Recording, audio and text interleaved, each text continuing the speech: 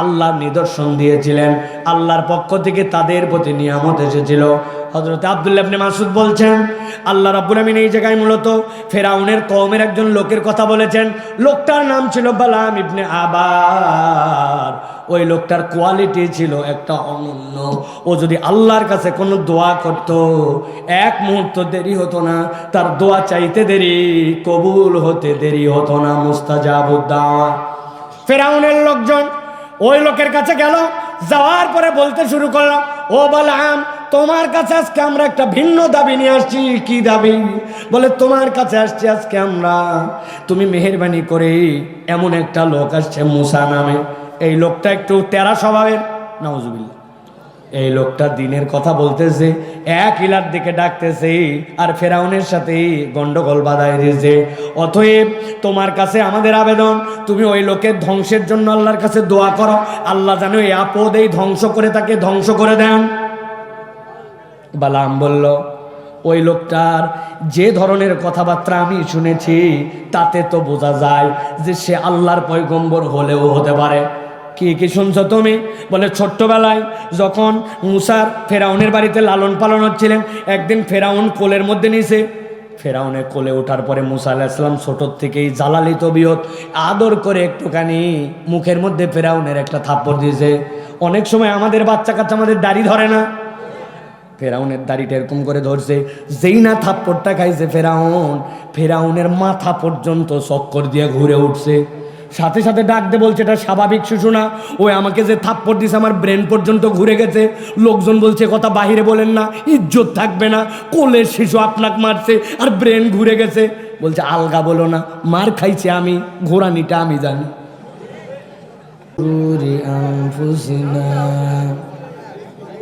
ومن سيئات أعمالنا من يهد الله فلا مضل له ومن يضلل فلا هادي له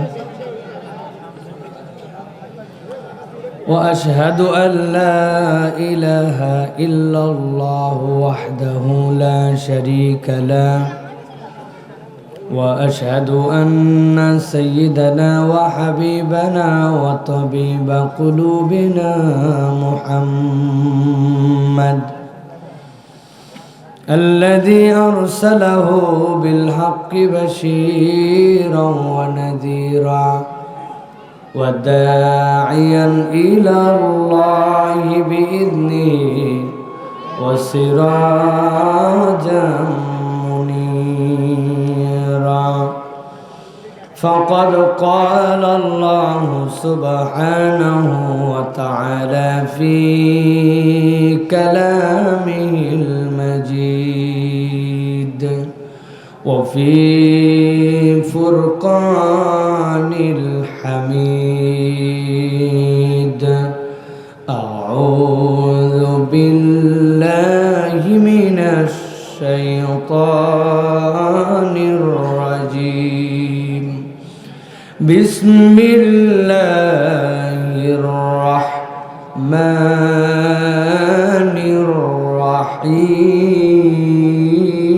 الرحيم ما أصاب من مصيبة إلا بإذن الله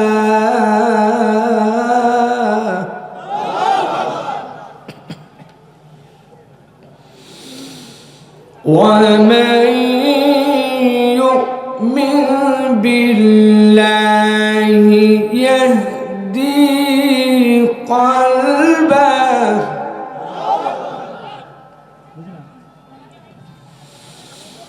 والله بكل شيء عليم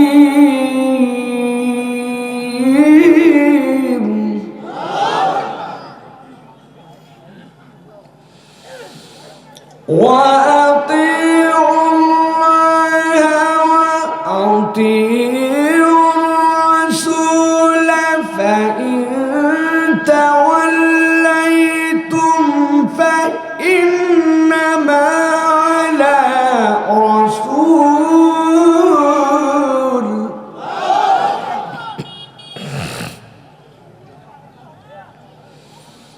فإن توليتم فإنما على رسولنا البلاغ المبين.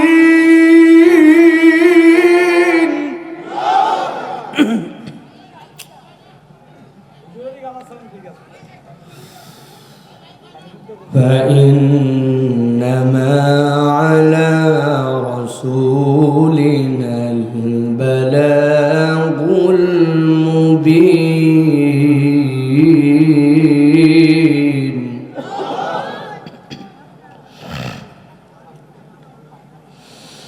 فإن توليتم فإنما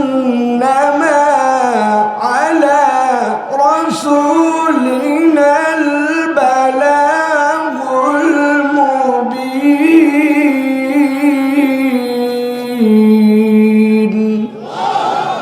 وقال الله سبحانه وتعالى آمرا ومخبرا إن الله وملائكته يصلون على النبي يا أيها الذين آمنوا صلوا عليه وسلموا تسليما.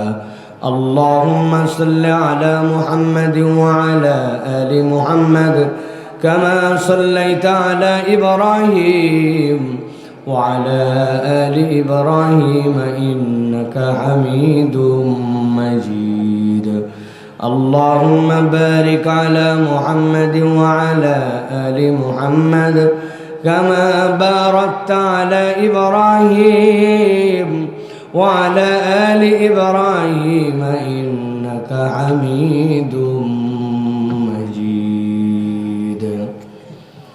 الحمد لله. আল্লাহ রাব্বুল আলামিনের কাছে কৃতজ্ঞ হচ্ছি যে আল্লাহ রাব্বুল আলামিন আমাদেরকে লক্ষ কোটি মানুষের মাঝ থেকে আলাদা করে আজকের এই বিষ্ণুপুর বাইতুল হিকমা মডেল মাদ্রাসার উদ্যোগে ঠুনিয়াপাকুর পলাশবাড়ি গাইবান্ধার আজকের এই ময়দানে আমাদেরকে কুরআনুল কারীম শোনার জন্য আসার বসার তৌফিক, যোগ্যতা, সুস্থতা, মন মানসিকতা, পরিবেশ পরিস্থিতি দান করলেন। সে আল্লাহর কাছে আমরা আল্লাহ রাব্বুল আমিনের শেখানো বাক্যে কালিমাতুশ শুকর আদায় করি। সকলে আনন্দ চিত্তে বুলন্দ আওয়াজে আল্লাহকে খুশি করার জন্য পড়ছি আলহামদুলিল্লাহ। দরুদ এবং সালাম বর্ষিত হোক মানবতার মহান মুক্তির দূত আকায়ে নামদার তাজেদারে মদিনা আপনার আমার প্রিয় রসুল জনাবে মুহাম্মাদুর রাসূলুল্লাহ সাল্লাল্লাহু আলাইহি ওয়াসাল্লামের প্রতি। আজকের মান্যবর সভাপতি জনাব মোহাম্মদ বাদশাহ আলম সাহেব, আজকের প্রধান অতিথি অধ্যক্ষ মাওলানা নজরুল ইসলাম সাহেব, কথা বলেছেন হাফেজ মাওলানা রবিউল ইসলাম ভাই, হাফেজ মাওলানা সুলতান ইকবাল সাহেব, বিভিন্ন পর্যায়ের আমন্ত্রিত অতিথিবৃন্দ, আপনাদের এলাকার গণ্যমান্য বিভিন্ন পর্যায়ের ব্যক্তিবর্গ, আমার সামনে উপবিষ্ট সম্মানিত মুরব্বিয়ানে কেরাম, আমার প্রাণপ্রিয় তরুণেরা, স্নেহের ছোটরা, আলাদা প্যান্ডেল থেকে শুনছেন মা এবং বোনেরা, সকলকে একবার সালাম দিয়েছি। আরও একবার আপনাদের কাছে দোয়া চাওয়া এবং করার আশায় সালাম নিবেদন করি। আসসালামু আলাইকুম ওয়া রাহমাতুল্লাহ। আপনারা ভালো আছেন ভাই? বুঝে উত্তর দিবেন, কিন্তু আন্দাজি খালি হই হই করে উত্তর দিবেন না। আপনারা ভালো আছেন? কেন এই কথা জিজ্ঞাসা করলাম? কারণ রাত 10:30টার সময় ভেজা মাটির উপরে এতক্ষণ যে বসেছিলেন আপনারা, ওই খড়ও ভিজে গেছে, আর উপর থেকে তো আপনাদের কটুক পানি পড়তেছে, আমার গা অর্ধেক ভিজে গেছে। এই অবস্থাতেও কোরআন শোনার জন্য আপনারা যে বসে আছেন, এর থেকে বড় কৃতজ্ঞতার কিছুই হতে পারে না, ঠিক কি না? আমাদের উপস্থাপক বলছেন সন্ধ্যা থেকে আমার জন্য আপনারা অপেক্ষা করতেছেন। কথা শুনে মনে হচ্ছিল জানি আমি কেবল ডাইরেক্ট স্টেজে আসলাম, আমি তো বাদ মাগরিব আসছি। আমি তো 9:30টার সময় ওয়াজে উঠবো, এটা চুক্তি করে আসছি। এই চুক্তি আমার পার্মানেন্ট চুক্তি যে আমি আমার শ্রোতাকে কষ্ট দিব না। আপনারা যেইগুলা কাজ ভাই 10টার থেকে করলেন, কেন এইগুলা কাজ 8:30টাতে করা যেত না? করা যেত? এই বক্তব্য এই সেগুলো করা যেত না, এগুলো করবেন না। আপনারা না কইরা আপনারা লোকদেরকে কট দিবেন যে এই কয়টা লোক আসছে, এই লোকের কথা শোনার জন্য, যতক্ষণ ওদেরকে ভোগানো যায়। খালি ঠিক বলেন না, আপনাদেরও দোষ আছে। খালি ঠিক বলতেছে, লোক ছিল নাকি এশার নামাজের? আপনারা যাইতেন দেরি করে। আমি তো এখানে আসার সময় কয়েকটা মুরব্বীর সাথে মন কষাকষি করে আসলাম যে আপনারা না গেলে আমি স্টেজে যাব না। ওনারা চা কেবল ধরাইছে, এরপরে চায়ের পরে এই তিনটা জিনিস আমাদের আছে, তিনটার সমন্বয় না হলে আমাদের ভাল লাগে না, চা, পান, টান। ঠিক না ভাই? প্রথমে চাটা খাইলো, এরপরে পান, তারপরে টান আসবে আস্তে আস্তে। মন চালে আসবে না, মন চালে আসবে না। ওনাদের কি কোনো এলেম কালামের অভাব আছে নাকি? ওনারা জানে না, এরকম কোনো জ্ঞানই নাই। আমাদেরকে বলে হুজুর আপনাদেরকে পকেটে। বললাম কেমনে কি ভাই? বলতেছে আপনার ওয়াজ ইউটিউবে আছে, ইউটিউব আমার মোবাইলে আছে, মোবাইল আমার পাশার পকেটে আছে। হুজুরের পকেটে আছে কি না? এলেমে বাপরে বাপ, আসমানের সব জ্ঞান জানে, জমিনের সব জ্ঞান জানে, ইসলামের কিচ্ছু জানে না। গোসল ফরজ হয়েছে কবে? স্বপ্নদোষ যেদিন হয়েছে। আর আজ পর্যন্ত গোসলের ফরজ কয়টা জানেন, আবার ঠিক ঠিক কয়। এই গোসলের ফরজ কয়টা? লাভ দিয়ে উঠেছে হুজুর। মানে খানিকক্ষণ পরে বলছে শুনছিলাম তিনটা। কি কি বল? শেষে চিন্তা করছে, বুদ্ধি খাটায় বলছে লুঙ্গি, গামছা, বদনা। যারা খুব করে হাসে দিল, ওনারা মনে করছে সব জানে। মুরব্বী হাসলেন যে আপনি দুনিয়ার সব জানেন। নামাজের ভিতরে ফরজ কয়টা, বাইরে কয়টা, গোসলের সুন্নত কয়টা, অজুর সুন্নত কয়টা। মুরব্বী বলতেছে বেয়াদবি করার জায়গা পাসনি, তোর আব্বার বিয়ে খাইছি। এই কথা জিজ্ঞাসা করলে আমরা নাকি বেয়াদব। আছে কিনা এরকম কতগুলা? ওনাকে জিজ্ঞাসা করছে বাবা বলেন তো, দুনিয়ার তো সব জানলেন, সুবহানাকাল্লাহুম্মা বিহামদিকা ওয়া তাবারাকা ইসমুকা ওয়া তাআলা জাদ্দুকা, এটার মানে কি? কয় ইমাম সাহেব জানে। ইমাম সাহেব জানলে আপনার কি লাভ? আপনি জানেন না কেন? এগুলো জানবে না, আবার মাহফিলেও আসবে না, ভাব নিয়ে থাকবে বিরাট বড়। বলবেন হুজুর মাহফিলে কি এগুলো শিখাবেন? জি না, এইগুলা না শিখালেও রোগগুলা ধরায় দেওয়ার চেষ্টা করা হবে। আমার পুরা শরীর ভর্তি রোগ, দুইটা রোগের কথা জানে গেলেও তো লাভ আছে, ঠিক কিনা? আসবে না। আর যারা আসছে অনেকে দাঁড়ায় আছে, ওনারা চেক করতেছে। এতগুলা বসার জায়গা ওনাদের পছন্দ হয়নি, ওনার পায়ের ভরে দাঁড়ায় থাকবে। ওরা বসবে না, ওরা চেকে আছে। আল্লাহ লাগলে থাকবে, নাহলে চলে যাবো। না না চলে যান, আপনারা চলে যান, আপনাদের দরকার নেই। যে কয়টা সামনে আছে কয়টা হলে হবে। ভিতরে এত সুন্দর জায়গা, ডানে এত সুন্দর জায়গা, ওনারা আসবেন, ওনারা চেক করতেছে। আর এখানে আপনারা জানেন না কতকগুলো আসছে এই জায়গাতে, যেইগুলো আসছে বাড়িতে বলে আসছে আমরা ওয়াজ শোনার জন্য যাচ্ছি, কিন্তু আসার পরের থেকে ঢুড্ডামি করে ঘুরে বেড়াচ্ছে, বিড়ি খাচ্ছে। আমি ডাইরেক্ট বলে দিলাম, আপনারা যদি মাহফিলের জন্য আসেন তাহলে মাহফিলে আসবেন, আর মাহফিলের জন্য এসে যদি ধুরডামি করেন, আপনি আল্লাহর সাথে, আল্লাহ রসুলের সাথে কমিটমেন্ট ব্রেক করেছেন। আপনি বাড়িতে চলে যান, মাহফিল শোনা আপনার জন্য ফরজ ওয়াজিব নয়, কিন্তু মাহফিলের নাম করে সে বাইরে ঘুরবেন, আমরা আল্লাহর কাছে আপনাদের নামে বিচার দিব। প্রত্যেক দিন আয়োজন হয় না, বছরে বছরে একদিন আয়োজন হয়। আপনি মেলার মধ্যে পাইছেন কি? বাপদাদার জন্মে পাপড় খান নাই, বাপদাদার জন্মে চা খান নাই, বাপদাদার জন্মে পান খান নাই, বাপদাদার জন্মে জিলাপি দেখেন নাই। এত পিছায় পড়া লোক নাকি গাইবান্ধা? হ্যাঁ, আপনি মাহফিলের মধ্যে আসেন না, আবার আমাদেরকে বলে হুজুর দূরে দূরে মাইক দিছে, দূরের থেকে ওয়া শুনলেই তো হয়। আছে না? ওগুলো সব যুক্তি মারা আছে আমার কাছে। এই যে মোবাইল দেখছেন না, এই মোবাইলে কয়ভাবে ইন্টারনেট ব্যবহার করা যায়? দুইভাবে। কয়ভাবে? কথা বললেন কয়ভাবে? ওই যে মুরব্বী দাড়ি পাকা, উনি হু হু করতে আন্দাজ, ওনার মোবাইল বাটন মোবাইল, উনি ইন্টারনেটের কি বুঝবে আন্দাজে? বুঝতেও পারে ওনার যদি থাকে কথার কথা এই, কিন্তু যুবকরা বুঝবে ইন্টারনেট কয়ভাবে? একটা সেলফ ডাটা আর একটা ওয়াইফাই ডাটা, তাই না ভাই?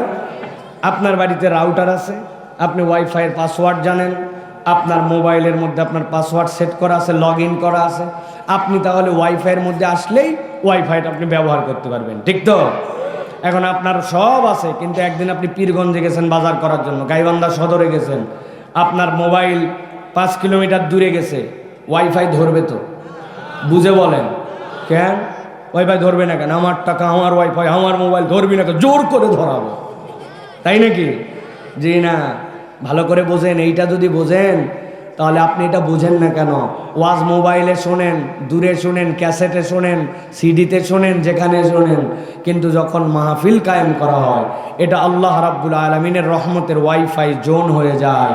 বান্দা মাহফিলে আসলে ফেরেশতা তার জন্য মাগফিরাতের দোয়া করে, আল্লাহ তাকে অটোমেটিক মাফ করে দেওয়ার সুযোগ খোঁজে।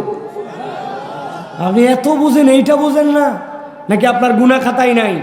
একদম সুফি সদরুদ্দি আমরা, কেউ বুকে হাত দিয়ে বলতে পারবো আজকে সকাল থেকে যে পরিমাণ গুনাহ করছি, এই কপাল দিয়ে লেখা হলে আর লোকজন সাইফুল্লাহকে স্টেজে তুলতো না, থুতু দিয়ে বের করে দিত। আমাদের গুনাহ খাতার অবস্থা এরকম। সেই মানুষ বছরে একদিন আয়োজন হয়, ওয়াজ শুনতে আসে না। কত তেল মারতে হয়, পাম্প মারতে হয়, উত্তরবঙ্গে আসলে মারতে হয়। অনেক জায়গায় আছে স্টেজের ভিতরে জায়গা দেওয়া যায় না, মানুষ সামলাতে আমাদের মাথা খারাপ হয়ে যায়। আর এখানে লোকজনে আসার জন্য আবার ওয়াজ করা লাগে। এই ওয়াজ বেশি দিন আর এদিকে করার দরকার নেই। চলে আসছে ভুল করে, আল্লাহ বাঁচায় রাখলে 5 বছর আর এখানে আসা হবে না। ভালো করে খেয়াল করেন প্রিয় ভাইরা, কোরআনুল কারীম থেকে না না করা যাবে নাকি? আমার সাথে ওয়াদা ঠিক রাখা লাগবে। আমি বলছি নাকি ওনাদের সাথে যে আগে টাকা দেন তারপরে স্টেজ উঠবো, এই কথা সাইফুল্লাহ বলে নাই, কিন্তু আমি বলছি আমাকে 9:30টায় স্টেজ দিতে হবে।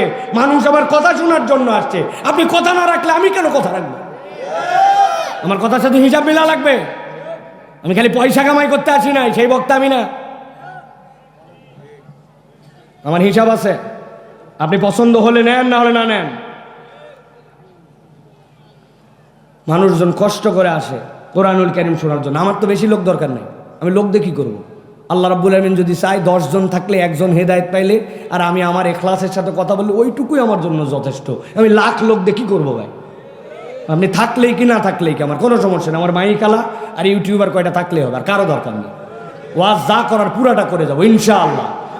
আগামী 5 দিনের মধ্যে এটা অন্তত 5 কোটি লোক দেখে ফেলবে এদের কল্যাণে ইনশাআল্লাহ। এইগুলা কথা আবার ছাড়ো না ভাই, এগুলো ডিলিট করে দিও, তাছাড়া এলাকার ইজ্জত থাকবে না। বলে সাইফুল্লাহ ভাই নিজের এলাকায় এসে এরকম হয়ে হয়ে করে গেছে, এগুলো ছাড়ো না, এগুলো ফেলে কাট সাট করে তারপর ছাড়ো। এটা পার্সোনাল কথা আমাদের, এগুলো আমাদের ভাই ব্রাদার, ঠিক কিনা প্রিয় ভাইয়েরা? তাহলে আমাদের কোরআনুল কারীম শোনার দরকার আছে কিনা ভাই? আল্লাহ রাব্বুল আলামিন এই কোরআনের নিয়ামত দিয়ে আমাদেরকে ধন্য করেছেন। আমাদের মধ্যে ঈমান আছে বলেই আমরা এখানে কোরআনুল কারীম শোনার জন্য আসতে পেরেছি। ঈমানের দৌলত আছে বলেই, মৃদু মৃদু করে জ্বলে বলেই আল্লাহ রাব্বুল আলামিনের এই বান্দারা এই আকাশ থেকে পড়া কুয়াশা আর জমিন থেকে ঠান্ডা এইটাকে উপেক্ষা করে মাটির মধ্যে বসেছে। এটা টাকা দিয়ে, পয়সা দিয়ে, বিরিয়ানি দিয়ে, খিচুড়ি দিয়া, গাড়ি ভাড়া দিয়া, পকেট মানি দিয়ে সম্ভব নয়। এটা কোরআনের ভালোবাসায় আসছে, ঠিক কিনা? এত সোজা নয়। বাংলাদেশে অনেক রাজনৈতিক ময়দানে আমরা দেখছি আয়োজন হয়েছে বিগত সময়, কোটি কোটি টাকা পাচার করছো, কোটি কোটি টাকা এখানে খরচ করছো একটা ময়দান ভরানোর জন্য। গাড়ি ভাড়া, টাকা পয়সা, মহিলাদের শাড়ি, ছেলেদেরকে লুঙ্গি, এরপরে পকেট মানি, বিরিয়ানি সব দেওয়ার পরেও লোক খুঁজে পাওয়া যায় না। আর 11টা বাজে ময়দানে এখনো মানুষ বসে আছে। এটা কোরআনের মহব্বত, ঠিক কিনা? এটা সাধারণ কোনো কিছু নয়। আল্লাহ রাব্বুল আলামিন নিয়ামত আমাদেরকে দিয়েছেন। আল্লাহ বলছেন, বান্দা এই নিয়ামতের সাথে যদি এটা বিশ্বাস করো যে এটা তোমার রব তোমাকে দিয়েছেন, এই নিয়ামতের কৃতজ্ঞতা যদি আদায় করো, আল্লাহ তোমার নিয়ামতকে বাড়াই দিবে। নিয়ামতের কৃতজ্ঞতা নিয়ামতকে বৃদ্ধি করে দেয়। আর বান্দার ঈমান মানুষের বালা মুসিবত দূর করে দেয়। সুবহানাল্লাহ বলেন। আমার আল্লাহ রাব্বুল আলামিন বলছেন কোরআনের 64 নম্বর সূরা, সূরা তাগাবুন, সূরা তাগাবুনের 12 নম্বর আয়াতের মধ্যে আল্লাহ বলছেন, দুনিয়ার মানুষ একটা বিষয় আগে মাথা ঠান্ডা করে বুঝে নাও,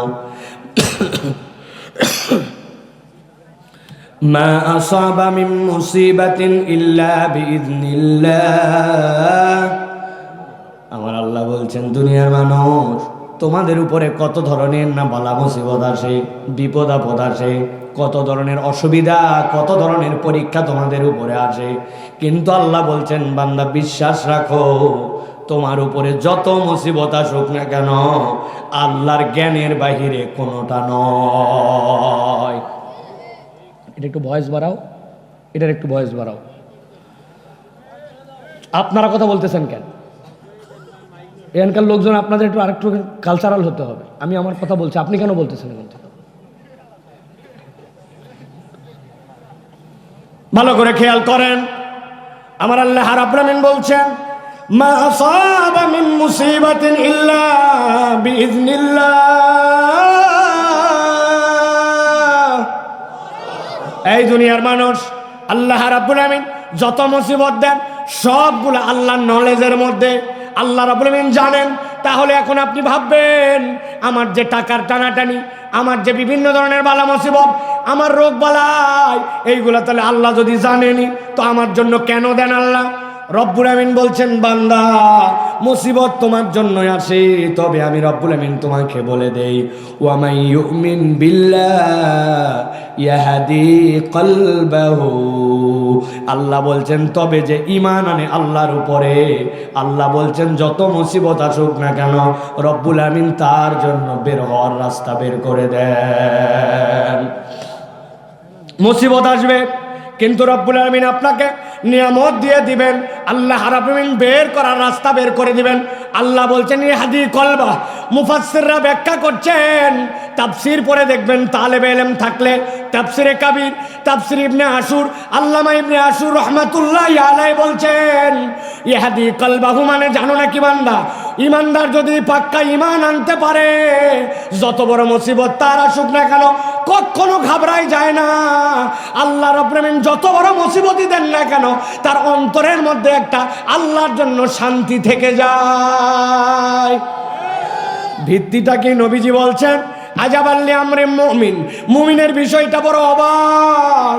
মুমিন যখন কোনো বিপদে পড়ে ওই সময় সে সবর করে, আর যেই না বান্দা সবর করে আল্লাহ তার আমলনামায় সওয়াব লিখতে শুরু করেন। আর মুমিন যদি কোনো বিষয়ে খুশি হয় তার আল্লাহর প্রশংসা করে, আল্লাহ তখনও তার জন্য আল্লাহর পক্ষ থেকে আমলনামায় সওয়াব লেখেন। বিপদে পড়লেও সওয়াব, আবার যদি বান্দা খুশি হয় তাও সওয়াব। একদল মুফাসসির বলছেন বান্দা সবর করার কি ফায়দা? একবার যদি জানতো কিয়ামতের দিনে আল্লাহর কাছে আশা করত তার চামড়াগুলা কোটি কোটি করে কাটা হোক তারপরেও সে ধৈর্য ধরবে। আল্লাহ বলছেন বান্দা যদি ধৈর্য ধরে রব্বুল আমিন তার জন্য নিয়ামত বাড়ায় দেন।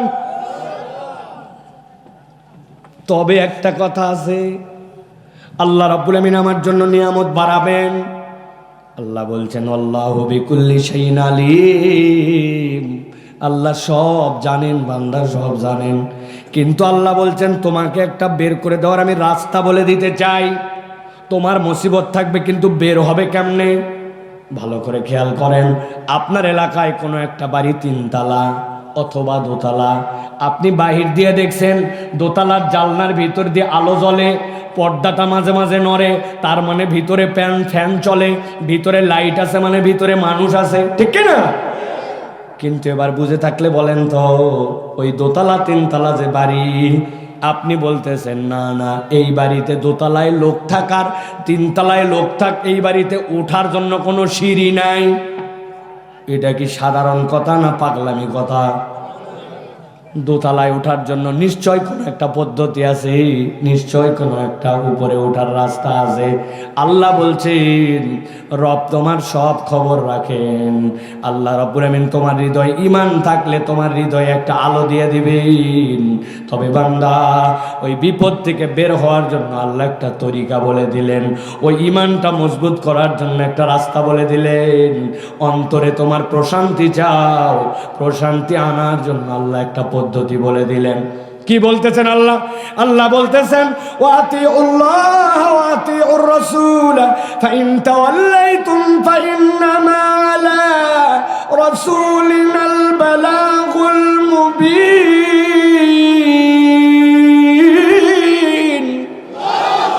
আমার রব্বুল আমিন বলছেন তবে বান্দা জেনে রাখো আমি রব তোমাকে এমনি এমনি মুক্তি দিব না, তোমার জন্য দায়িত্ব দিলাম ও আতিউল্লাহ ও আতিউর রাসূল, আল্লাহকে ইতাআত করো। তোমার রব যা বলছেন ওইটা শোনো, তোমার নবী যা বলছেন আল্লাহ যেটা নির্দেশ করেছেন সেই তরিকায় তুমি মানো। আল্লাহ বলছেন যদি তুমি এই দুইটা ফুলফিল করতে পারো, আমি আল্লাহ বললাম তোমার ঈমানও পূর্ণতা পাবে, তোমার রাস্তাটাও আল্লাহ দেখায় দিবেন। ফা ইন তাওয়াল্লাইতুম, তবে পণ্ডিতি খাটায় যদি মনে করো আল্লাহর কথা না শুনলে কি হবে, নবীর তরিকা না নিলে কি হবে, এমন আল্লাহ বলছেন আমি জানায় রাখলাম, ফা ইন্নামা আলা রাসূলিনাল বালাগুল মুবিন, আমার নবী আর নবীওয়ালা কাজ যারা করে তাদের জানায় দেওয়া দায়িত্ব, পৌঁছানোর বাহিরে দারোগাগিরি করার দায়িত্ব নবীর নয়, নবীওয়ালা চরিত্র যাদের তাদেরও নয়। আমাদের দায়িত্ব পৌঁছানো, মানলে তোমার কল্যাণ, না মানলে তোমার বিপদ। শুনবো কি শুনবো না এটা আপনার উপরে, ডিপেন্ডস অন ইউ, আপন টু ইউ। আল্লাহ বলছেন নবী আপনি খালি বলে দেন, বার হওয়ার রাস্তাটা সিঁড়িটা চিনাই দেন, এটা সিঁড়ি, এই সিঁড়ি দিয়ে আপনাকে রাস্তা বলে দেওয়া হলো, আপনি এটা দিয়ে চলবেন, সিঁড়ি শুধু চিনেন। আল্লাহ বলতেছেন তাইলে আপনি মুক্তির পথ খুঁজে পাবেন। এই দেশকে সোনার বাংলাদেশ করতে হবে, এই দেশকে দুর্নীতি মুক্ত করতে হবে, এই দেশে সুশাসন ফিরাতে হবে, বৈষম্য দূর করতে হবে। এই সকল ডায়লগ বিগত 55 বছর ধরে আপনারা শুনেছেন, ঠিক কিনা? আমাদের বয়সই অত হয় না, আমাদের বয়স 40-এর নিচে। আমরাও বুঝ হওয়ার পর থেকে খালি এই গপ্পই শুনে যাচ্ছি আমরা, কিন্তু আদৌ কোনো পরিবর্তন হচ্ছে না, ঠিক কিনা? এই দেশে সিসি ক্যামেরা লাগছে, এই দেশে দুর্নীতি দমন কমিশন হয়েছে, এই দেশে নানান ধরনের ব্যবস্থাপনা হয়েছে, কিন্তু আমরা দেখেছি যেইটা দিয়ে ভূত তাড়াবেন ওইটার মধ্যেই ভূত ঢুকছে। এই জন্য উত্তরবঙ্গের মানুষের কাছে একটা প্রচলিত ডায়লগ আছে, সরিষার ভিতরেই ভূত, ঠিক কিনা? মানে জিন তাড়ানোর হুজুর বলছে সরিষা নিয়ে আসেন, ওর মধ্যে সোয়ায় ডলা দেওয়া লাগবে, তাহলে জিন কষ্টে বের হয়ে যাবে। ওই সরিষা যেটা নিয়ে আসছেন ওই জিন এত খারাপ জিন ওই সরিষার ভিতরেই ঢুকে আছে, এখন জিনকে দিয়ে জিন ডললে আরো বাড়বে, কথা ঠিক কিনা? আপনি মনে করতেছেন সাইফুল্লাহ ভাই বোধহয় প্রমাণহীন কথা বলতেছে, প্রমাণহীন কথা নয়। আপনাদের কাছে জিজ্ঞাসা করি, এই দেশ যারা দুর্নীতি করে শেষ করলো, রাস্তার খোয়াবালি খাইয়ে পেট ভরায় ফেললো, রাস্তার পিস খাইলো, রড খাইলো, রাস্তার যাবতীয় খাবার খাইলো, ব্যাংক খাইলো, বিমা খাইলো, দেশের টাকা বিদেশে পাচার করলো, এইগুলা কি অশিক্ষিত না শিক্ষিত? শিক্ষিত হলে কেমনে কাজ করলো? তার মানে বোঝা গেল ওরা শিক্ষিত, কিন্তু এটা সুশিক্ষা নয়, ওটা কুশিক্ষা। ওটা যত বড় শিক্ষিত তত বড় ডাকাত, কথা বলেন? সিসি ক্যামেরা নাই আপনাদের এলাকায়? সিসি ক্যামেরার খেলা জানেন? আমি গেছি পাসপোর্ট ঠিক করার জন্য, আমাকে লোকজন বলছে প্রস্তুতি নিয়ে যাইন, আমি পকেটে করে কলম কাগজ নিয়ে গেছি, যদি সই করা লাগে। এই প্রস্তুতি তো নিতে বলছে না? হ্যাঁ, এই প্রস্তুতি না, আপনারাও তো বোঝেন কি প্রস্তুতি নিতে বলছে। আমি ওই প্রস্তুতি নিয়ে গেছি, যাওয়ার পরে দোতলায় খালি আমাকে ঘুরায়, অনেক ঘুরানোর পরে আমার প্রস্তুতি আছে, কিন্তু আমার প্রস্তুতি খায় না, কি ঝামেলা, অথচ আমার দ্রুত পাসপোর্ট করা লাগবে। এরপরে দোতলার থেকে খানিকক্ষণ পরে বলছে হুজুর নিচে চলেন। যেই নিচে আসবো, একটা সিঁড়ি পার করে একটা ল্যান্ডিং, এরপর আরেকটা সিঁড়ি, ওই এক সিঁড়ি পার করে মধ্যের যে ল্যান্ডিং ওই জায়গায় আসে বলতেছে মাল ছাড়েন। আমি বললাম ব্যাক কর, টাকা দেওয়ার জন্য আমি কখন থেকে ঘুরতেছি দোতলায়, এত দুনিয়া থুয়ে তুমি এই জায়গায় আসে আমাকে মাল ছাড়েন, কি ব্যাপার? বলতেছো হুজুর রাগ করেন না, আমাদের বিল্ডিংটি সিসি ক্যামেরা নিয়ন্ত্রিত, আমরা মনিটরে চেক করে দেখছি, পুরা বিল্ডিংয়ের পুরা ভিডিও সব জায়গার আসে, খালি এই জায়গাটা ধরে না। তো যেই জায়গা ধরে না ওই জায়গায় এসে আপনার কাছে মাল চাইছে। ভালো করে বুঝেন তো, ওই লোক যদি বুঝতো কিরামান কাতিবিনা ইয়ামালুনা মা তাফআলুন ইয়ালামুনা মা তাফআলুন, তোমার কান্দে দুইটা ফেরেশতা দেওয়া আছে, তুমি যা করো, কারেন্ট থাক না থাক, তুমি ঘুমাও আর জেগে থাকো, মৃত্যু তোমার জন্য সব কিছু রেকর্ড করে। এই বুঝ যদি হৃদয়ে একবার ঢোকে, সিসি ক্যামেরা লাগবে? লাগবে? তাহলে এই পরিবর্তন হতে হলে আপনাকে ঈমান এবং কোরআন দিয়ে পরিবর্তন করতে হবে। কোরআন ছাড়া যে পরিবর্তন, ওইটা কখনো প্রকৃত পরিবর্তন হতে পারে না, ঠিক কি না?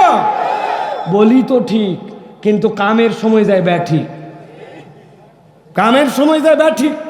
আমরা নিজেরা এখানে যদি হাত তোলাই, ভাই মাদ্রাসার মাহফিলে আসছেন, আমি লজ্জা দিব না, হাত তুলাবো না। কারা কারা কোরআন শরীফ পারেন দেখবেন যে অর্ধেক লোক কোরআন শরীফ পড়তে পারে না। যে লোক নিজে কোরআন শরীফ পড়তে পারে না, এখানে এসে যদি কিয়ামত পর্যন্ত ঠিক বলে, ওর ঠিক কদ্দূর ঠিক ভাই? হ্যাঁ বলেন, ওর ঠিক কদ্দূর ঠিক?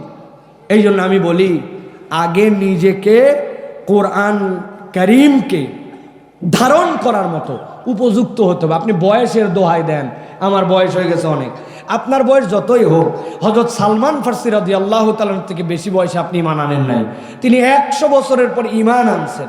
তারপরে তিনি পারস্যের মানুষ ছিলেন। সেই লোক যদি কোরআন শিখতে পারে, তো বাঙালিকে আল্লাহ যে যোগ্যতা দিছে এত দ্রুত সবকিছু শিখতে পারে। আপনার আগ্রহই নাই, আপনি শিখতেই চান নাই, এই জন্য আপনি শিখতে পারেন নাই, ঠিক কি না? এই জন্য প্রিয় ভাইরা, কোরআনুল কারীম শেখার মতো মন মানসিকতা নিতে হবে। আপনি যদি ইনস্টল করার মতো আপনার ভিতরে যোগ্যতা না থাকে, ফাঁপড় মেরে কোনো লাভ নাই। আপনার ইনস্টল করার মতো আগে নিজেকে উপযুক্ত করতে হবে। কথা বলেন, বোঝেন নাই? একটা কথা উদাহরণ দেই, উদাহরণগুলো গুনে রাখেন। ঝিনাইদহ যাওয়ার সময় মধ্যে পদ্মা সেতু, তো ওখানে ফেরি আছে, ফেরি পার হওয়া লাগে। আমি এখন ফেরিতে উঠছি, উঠার পরে দেখি আসরের ওয়াক্ত হয়ে গেছে। ফেরিতে গাড়ির থেকে নেমে লাফ দিয়ে ফেরির ছাদে গেছে। আপনারা তো ফেরি অঞ্চলের মানুষ না, ফেরির ছাদের মধ্যে নামাজের জায়গা করা থাকে কাঠের পাটাতন দিয়ে। আমি গেছি, যে মোবাইলটা হাতে নিলাম, মোবাইলটা হাতে নিয়ে অ্যাপস বের করছি। এই যে এটা যেমন আপনাদের কেবলাই দিকে, ঠিক না ভাই? দেখছি, দেখে সুন্দর করে 2 রাকাত নামাজ পড়ছি। নামাজ পড়ার পরে দেখি এক মুরব্বী এই পাশে বসে আছে, আমার দিকে এইরকম করে তাকায় আসে। এখন একটা লোক যদি অনেকক্ষণ তাকায় থাকে, তখন একটু ভিতরে অন্যরকম হয়, ঠিক না ভাই? বললাম, চাচা সালাম আলাইকুম, কি ব্যাপার? বলছে, বাবা তুমি তো অবাক করে দিলে। আমি বললাম, কি অবাক করলাম? বলছে, তোমার আগে আমি এখানে আসছি নামাজ পড়ার জন্য, আসার পর একজনের জিজ্ঞাসা করলাম, বাবা কেবলা কোন দিক? বললো, চাচা এই দিক। আরেকজনের কাছে একটু সন্দেহ লাগলো, বললাম, বাবা কেবলা কোন দিক? বলছে, চাচা এই দিক। তো মুসিবত, একজন এদিক, একজনের আরেকজনের ধরলাম, এই কেবলা কোন দিক? বলছে, দুইটার মধ্যে বরাবর। কি করবো বাবা, মধ্যে বরাবর 2 রাকাত নামাজ পড়লাম। কিন্তু আসে দেখি তুমি দাঁড়ালে, জিজ্ঞাসা নাই, কিছু নাই, জাম করে নামাজ পড়ে ফেললে, কি ব্যাপার? হলো, ও চাচা এই ঘটনা। আমার মোবাইল একটা কম্পাস আছে, কম্পাসের ধর্ম হচ্ছে উত্তর দক্ষিণ, এর বিপরীতে পূর্ব পশ্চিম, অটোমেটিক পশ্চিম দিকে আমাদের কেবলা। এইটা দেখে আমি বের করে ফেলছি, নামাজ পড়ছি। উনি বলছে, হাই সুবহানাল্লাহ, এই জিনিস তো আমার দরকার, আমি সফর করি। আমি চিন্তা করলাম সোয়াব কামানোর একটা সুযোগ পাওয়া গেছে। চাচাকে বললাম, চাচা আপনার মোবাইল দেন, আমি এক্ষুনি আপনাকে কম্পাস তুলে দিচ্ছি, যাতে করে আপনি দেখেই নামাজ পড়বেন আর আমি অটোমেটিক সোয়াব পাবো। মুরব্বী তো খুশিতে গদগদ, পকেটের থেকে মোবাইল হাতায়া আমার হাতে ধরায় দিছে। আমি মোবাইল হাতে নিয়ে দেখি নোকিয়া 3220। হাসলেন যে ভাই? নোকিয়া 3220 মানে এটা হচ্ছে বাটন মোবাইল। এর ভেতরে গুগল প্লে স্টোর নাই, এর ভিতরে অ্যাপেল স্টোর নাই, ঠিক কিনা? তার মানে ওই মোবাইলের ভিতরে আপনি চাইলেও আপনি কম্পাস ক্যান কোনো কিছু ইনস্টল করতে পারবেন। আমি তো ব্যাককল হয়ে গেছি, দে চাচা বললাম, চাচা আই এম সরি, আমাকে ক্ষমা করে দাও। যেই হোক, আপনাদেরকে বোঝানোর জন্য বলতেছি। এই জন্য প্রিয় ভাইরা, যে আপনি যদি নিজে কোরআনকে ধারণ করার মতো পাত্র নিজের মধ্যে না নেন, আপনি ওয়াজ শুনতে শুনতে শেষ হয়ে যাবেন, কিন্তু আপনার কোরআনের পড়ালেখা, নিজে অন্তত মাসহাব দেখে পড়া, কোরআনের অর্থ শিকার আগ্রহ, এইটা যদি আমাদের না থাকে, তাহলে এই ওয়াজ আমাদেরকে প্রপারলি গাইড করবে না, ঠিক কিনা? অথচ আল্লাহ বলছেন, এই কোরআনুল কারীম তোমাদেরকে পরাজিত করতে আসে নাই, কোরআন আসছে তোমাদেরকে বিজয়ী করার জন্য। আল্লাহ বলছেন, বাল নাকযিফু বিল হাক্কি আলাল বাতিল ফায়াদমাগুহু ফাইদা হুয়া যাহিক ওয়া লাকুমুল ওয়াইলু মিম্মা তাসিফুন। আল্লাহ বলছেন, এই কোরআন, এই হক, এই ইসলাম, আল্লাহ বলছেন এটা বাতিলের উপর আঘাত করবে। কেমন আঘাত করবে? আল্লাহ বলছেন, ফায়াদমাগু, যেমন তেমন জায়গায় নয়, বরং এটা মানুষের ব্রেনে আঘাত করবে। একবার যদি আঘাত করে, ওই ব্রেন মানে আপনার চেতনা, ওই ব্রেন মানে আপনার আদর্শ, ওই ব্রেন মানে আপনার নৈতিকতা। আল্লাহ বলছেন, ফাইদা হুয়া যাহিক, এমনভাবে আঘাত করবে, বাতিলকে সে নিশ্চিহ্ন করে দিবে। এই জন্য কোরআনের পরিবর্তন অন্য কোথাও নয়, কোরআনের পরিবর্তন হচ্ছে আদর্শে পরিবর্তন।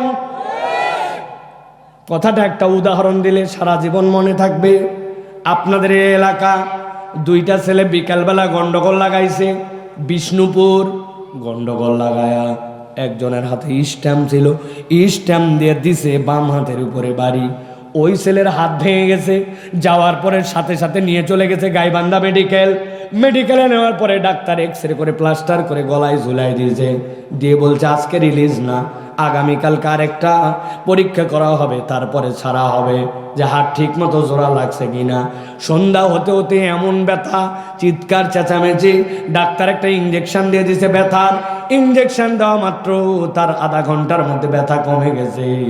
এখন হাসপাতালের বেডে গলা ঝুলানো, শুয়ে শুয়ে নিজে নিজে পরিকল্পনা করতেছে, আল্লাহ দিলে তো হাত ভালো হবে, আর একবার খালি হাত ভালো হোক আর আমি বিষ্ণুপুরে ফেরত যাই। যেই বেটা আমার এক হাত ভাঙছে, আল্লাহ বাঁচালে ওর দুই হাত। আরেকজন গন্ডগোল করে পা ভাঙছে, সাথে সাথে গাইবান্ধা মেডিকেল বলছে হবে না, ঢাকা নিয়ে যাও। ঢাকা পঙ্গু হাসপাতালে প্লাস্টার করার পরে 5 ইঞ্চি দুইটা ইট কাপড়ের মধ্যে বাঁধে সোজা করে টানা দিছে। পা ভাঙলে অনেক সময় ইটা দিয়ে টানা দেওয়া লাগে, জানেন তো আপনারা। ওই লোকের পা টানা দেওয়া, হাসপাতালে শুয়ে আছে, থাকতে থাকতে ব্যথা। রাত্রে যখন ইঞ্জেকশন দিছে, হাসপাতালের বেডে মাথার নিচে দুইটা হাত দিয়ে শুয়ে শুয়ে ভাবতেছে একবার খালি আমার পা ভালো হোক আর একবার বিষ্ণুপুরে ফেরত যায়। যেই বেটা আমার পা ভাঙছে, ওর এক পা, ওর বাপের এক পা, ওর ভাইয়ের এক পা যদি না ভাঙ্গি তো আমি গাইবান্ধার ছেলেই না। শুয়ে থাকে থাকে এরকম চিন্তা করতে পারবে কিনা? ঘুমায় যাননি যারা উত্তর দিয়েন পারবে কিনা?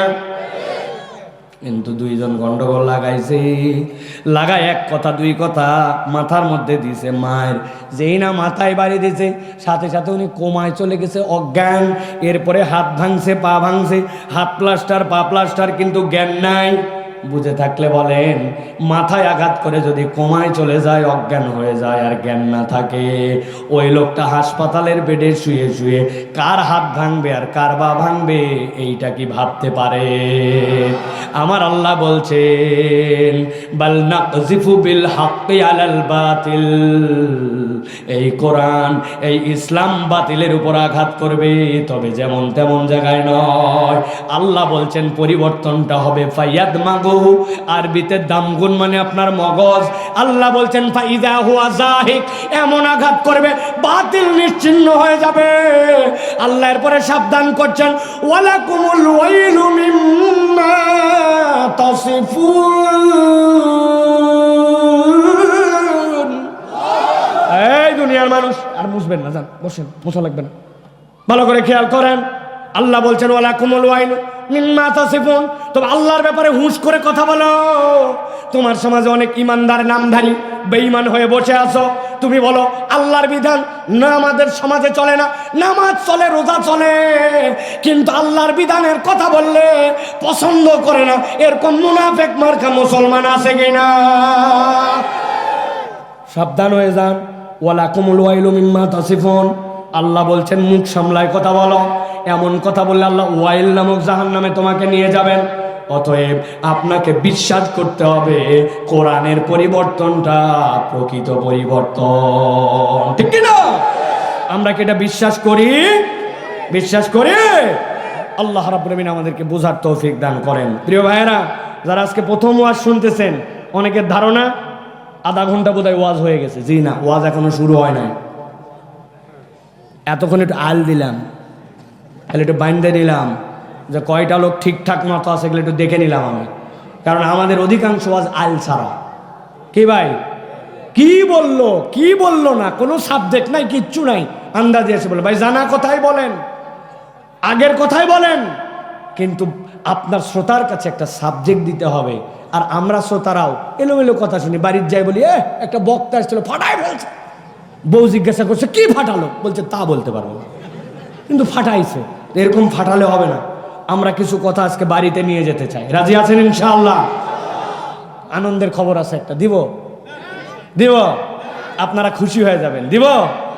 সেটা হচ্ছে যাদের বয়স 40-এর উপরে তাদের জন্য উন্মুক্ত গণছুটি ঘোষণা করা হলো। মুরব্বীরা আপনার বাড়ি চলে যান। আমার শ্রোতা মুরব্বীরা আজকে না, আজকে আমার ইয়াং যারা 40-এর নিচে তাদের খালি ওয়াজ হবে। আমি যতক্ষণ থাকবো তারা ততক্ষণ থাকবে। রাজে? তবে মুরব্বীরা বাড়ির যে সুবিধা করতে পারবেন না, কেন আমার চাচি আম্মারা ঝাঁকে ঝাঁকে চলে আসছে, বাড়ির চাবি আপনার কাছে নাই, যাই আপনার খলাত বসে থাকা লাগবে, ঠিক কিনা? অতএব থাকতে চাইলে থাকেন, আর গেলে চলে যান। কিন্তু যাদের বয়স 40-এর নিচে আপনার ভালো লাগলেও থাকা লাগবে, না লাগলেও থাকা লাগবে। রাজে? এই কারা কারা আছেন? হাত টান করে তোলেন, শক্ত করে ওঠান। হয় নাই, হাত ওঠায় না, চুপচাপ থাকেন। থামেন থামেন, চুপ করে বসেন।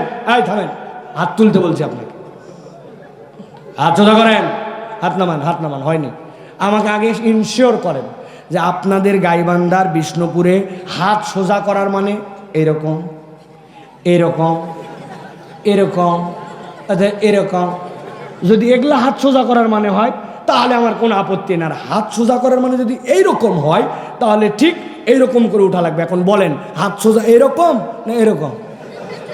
ওরকম তো? তাহলে একসাথে সবাই তোলেন। হ্যাঁ, হাত নামান। এবার একটা চেক দিব যে কারা কারা উঠাতে পারে নাই, ঠিক আছে না? যদি এখন হাতে প্রবলেম থাকে, মুরব্বীর হাত ওঠে না, বহুদিন না তোলাতে গিরিশ শেষ, সে ভিন্ন কথা। কিন্তু আপনি উঠাতে পারেন, কিন্তু আনন্দের সাথে আপনি উঠাচ্ছেন না, তাদেরকে আমরা চেক করে নিব। এখন মুখের বান্ধনটা খুলে দেন, কান বান্ধা থাকবে, মুখ বান্ধা থাকবে না। কান বান্ধা, মুখ বান্ধা নেই, মুখ খোলেন। মুখ বান্ধার কারবার 2000 সালে শেষ, করোনার সাথে শেষ হয়ে গেল। মুখ বাঁধে বলে বাঙালি বাঁচাবে, চায়নারা বিগত 20 বছর ধরে মুখ বাঁধে, ওরা ঝাঁকে ঝাঁকে মরে গেছে। আর আমার লোকজন পায়খানার পরে যে হাত সাবান দিয়ে ধোয়া লাগে এটাই জানে না, বাঙালি মরেই নি।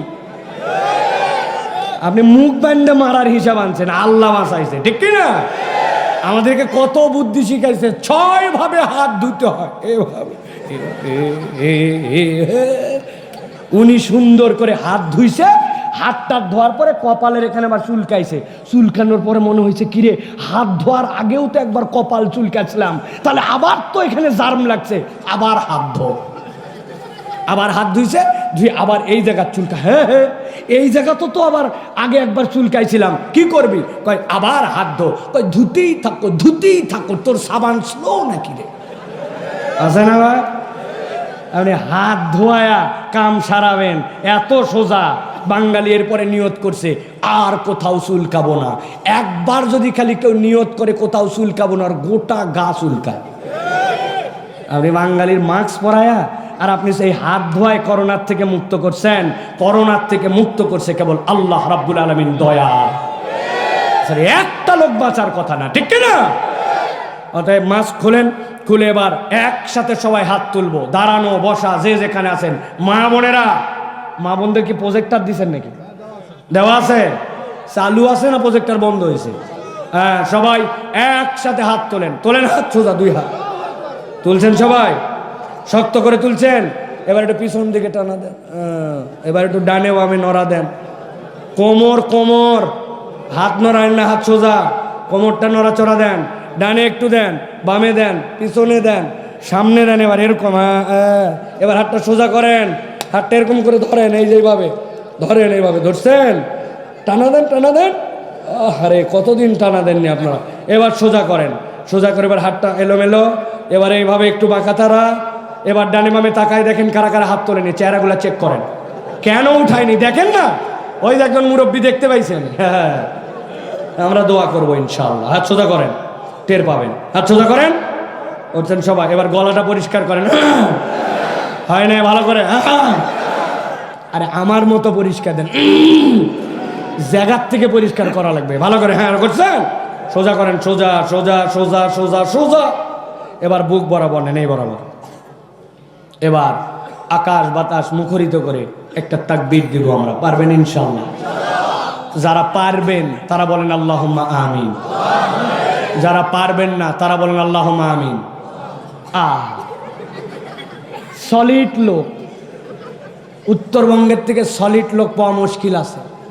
1000 পাম্পট্টি দিছি আমি, দেওয়ার পরে একবার আল্লাহর নামটা একটু জোরে বের করব তার মুখ দিয়ে, শয়তান যেন নারাজি হয়ে যায়। কিন্তু যত পাম দেন কাজ হবার লয়। আমি বলছি লিল্লাহে তাকবীর, উনি বলছে আল্লাহ। ব্যাটারি এত বসে গেছে চলেই না, বাতিল ব্যাটারি কোন রকম। এরকম লোক আছে না ভাই?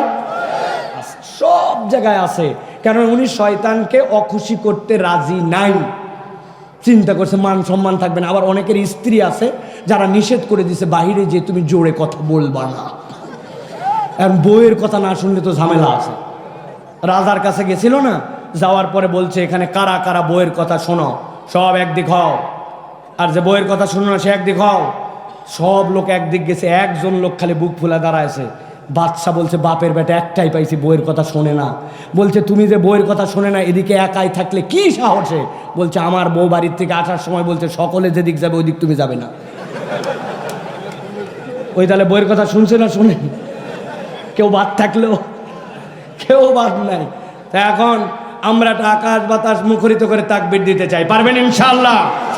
বুক বরাবর হাত, যেই না লিল্লাহে তাকবীর বলবো সামনে মারা যাবে, উপর দিকে ছুঁড়ে দিতে হবে। রেডি সবাই? এই রকম আকর্ষণে আমরা কখনো তাকবীর দেই নাই। আর এই তাকবীর যারা মিস করবে তারা 1 বছর পস্তাবে, বাইরে যারা আছে। রেডি আছেন ইনশাআল্লাহ? রেডি সবাই? গলা থাকলেই কি গেলেই কি, আজকে পারবেন না ইনশাআল্লাহ?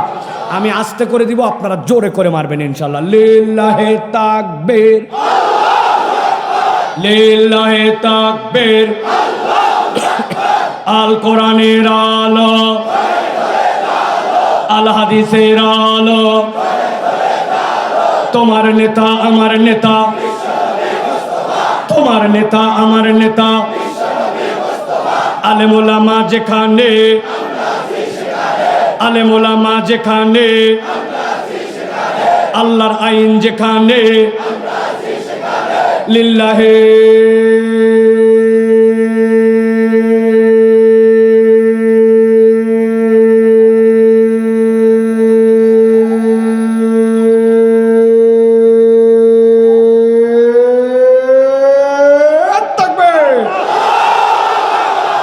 আলহামদুলিল্লাহ বলেন। শয়তান আছে আর পিছন দিক দিয়ে হাওয়া মারতে মারতে বিদায়। এই জন্য আল্লাহু আকবারের স্লোগান যারা পছন্দ করে না ওরা শয়তানের খালাতো চাচাতো মামাতো ভাই। আল্লাহু আকবারের স্লোগান কোনো দলীয় স্লোগান নয়, কোনো পার্টির স্লোগান নয়, কোনো গোষ্ঠীর স্লোগান নয়। আল্লাহু আকবারের স্লোগান ইমানদারের স্লোগান, শয়তানের বিপক্ষের স্লোগান, কাফেরদের হৃদয়ে আগুন জ্বালানোর স্লোগান, হিন্দুত্ববাদের বিরুদ্ধে নিজেদের সাহস প্রচার করার স্লোগান। যারা এই স্লোগানের বিরোধিতা করে তাদেরকে বলে দিতে চাই, এই বাংলার জমিনে একজন ইমানদার যতদিন থাকবে কালেমার স্লোগান চলতেই থাকবে, চলতেই থাকবে, চলতেই থাকবে।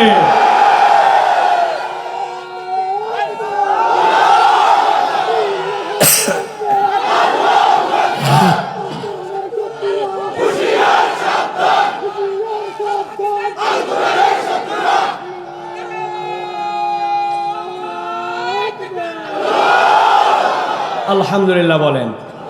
যে কয়টা লোককে একটু অলস বানায় মনে করছিল যে বাড়ি যাই কি, হ্যাঁ, আর যাওয়ার মন আছে? আল্লাহ কবুল করবেন, আল্লাহুম্মা আমিন। আমাদের তরুণদেরকে আল্লাহ ইসলামের জন্য কবুল করুন। আগামীর বাংলাদেশ ইসলামের বাংলাদেশ, আগামীর বাংলাদেশ তরুণদের বাংলাদেশ, আগামীর বাংলাদেশ আল্লাহর আইনের বাংলাদেশ, আগামীর বাংলাদেশ আলেম ওলামার বাংলাদেশ। অনেকেই আমাদের কাছে এসে বলে এখন মাহফিলের অনুমতি নেওয়া লাগে না। আমরা বলে দিছি ইনশাআল্লাহ বাংলাদেশ যতদিন থাকবে আর মাহফিলের অনুমতি নেওয়ার জন্য থানা লিডার কারো কাছে আমরা যাব না। এলাকায় কোন প্রোগ্রাম হবে আর কোন প্রোগ্রাম হবে না আলেম ওলামার ইমাম সাহেব নির্ধারণ করবে।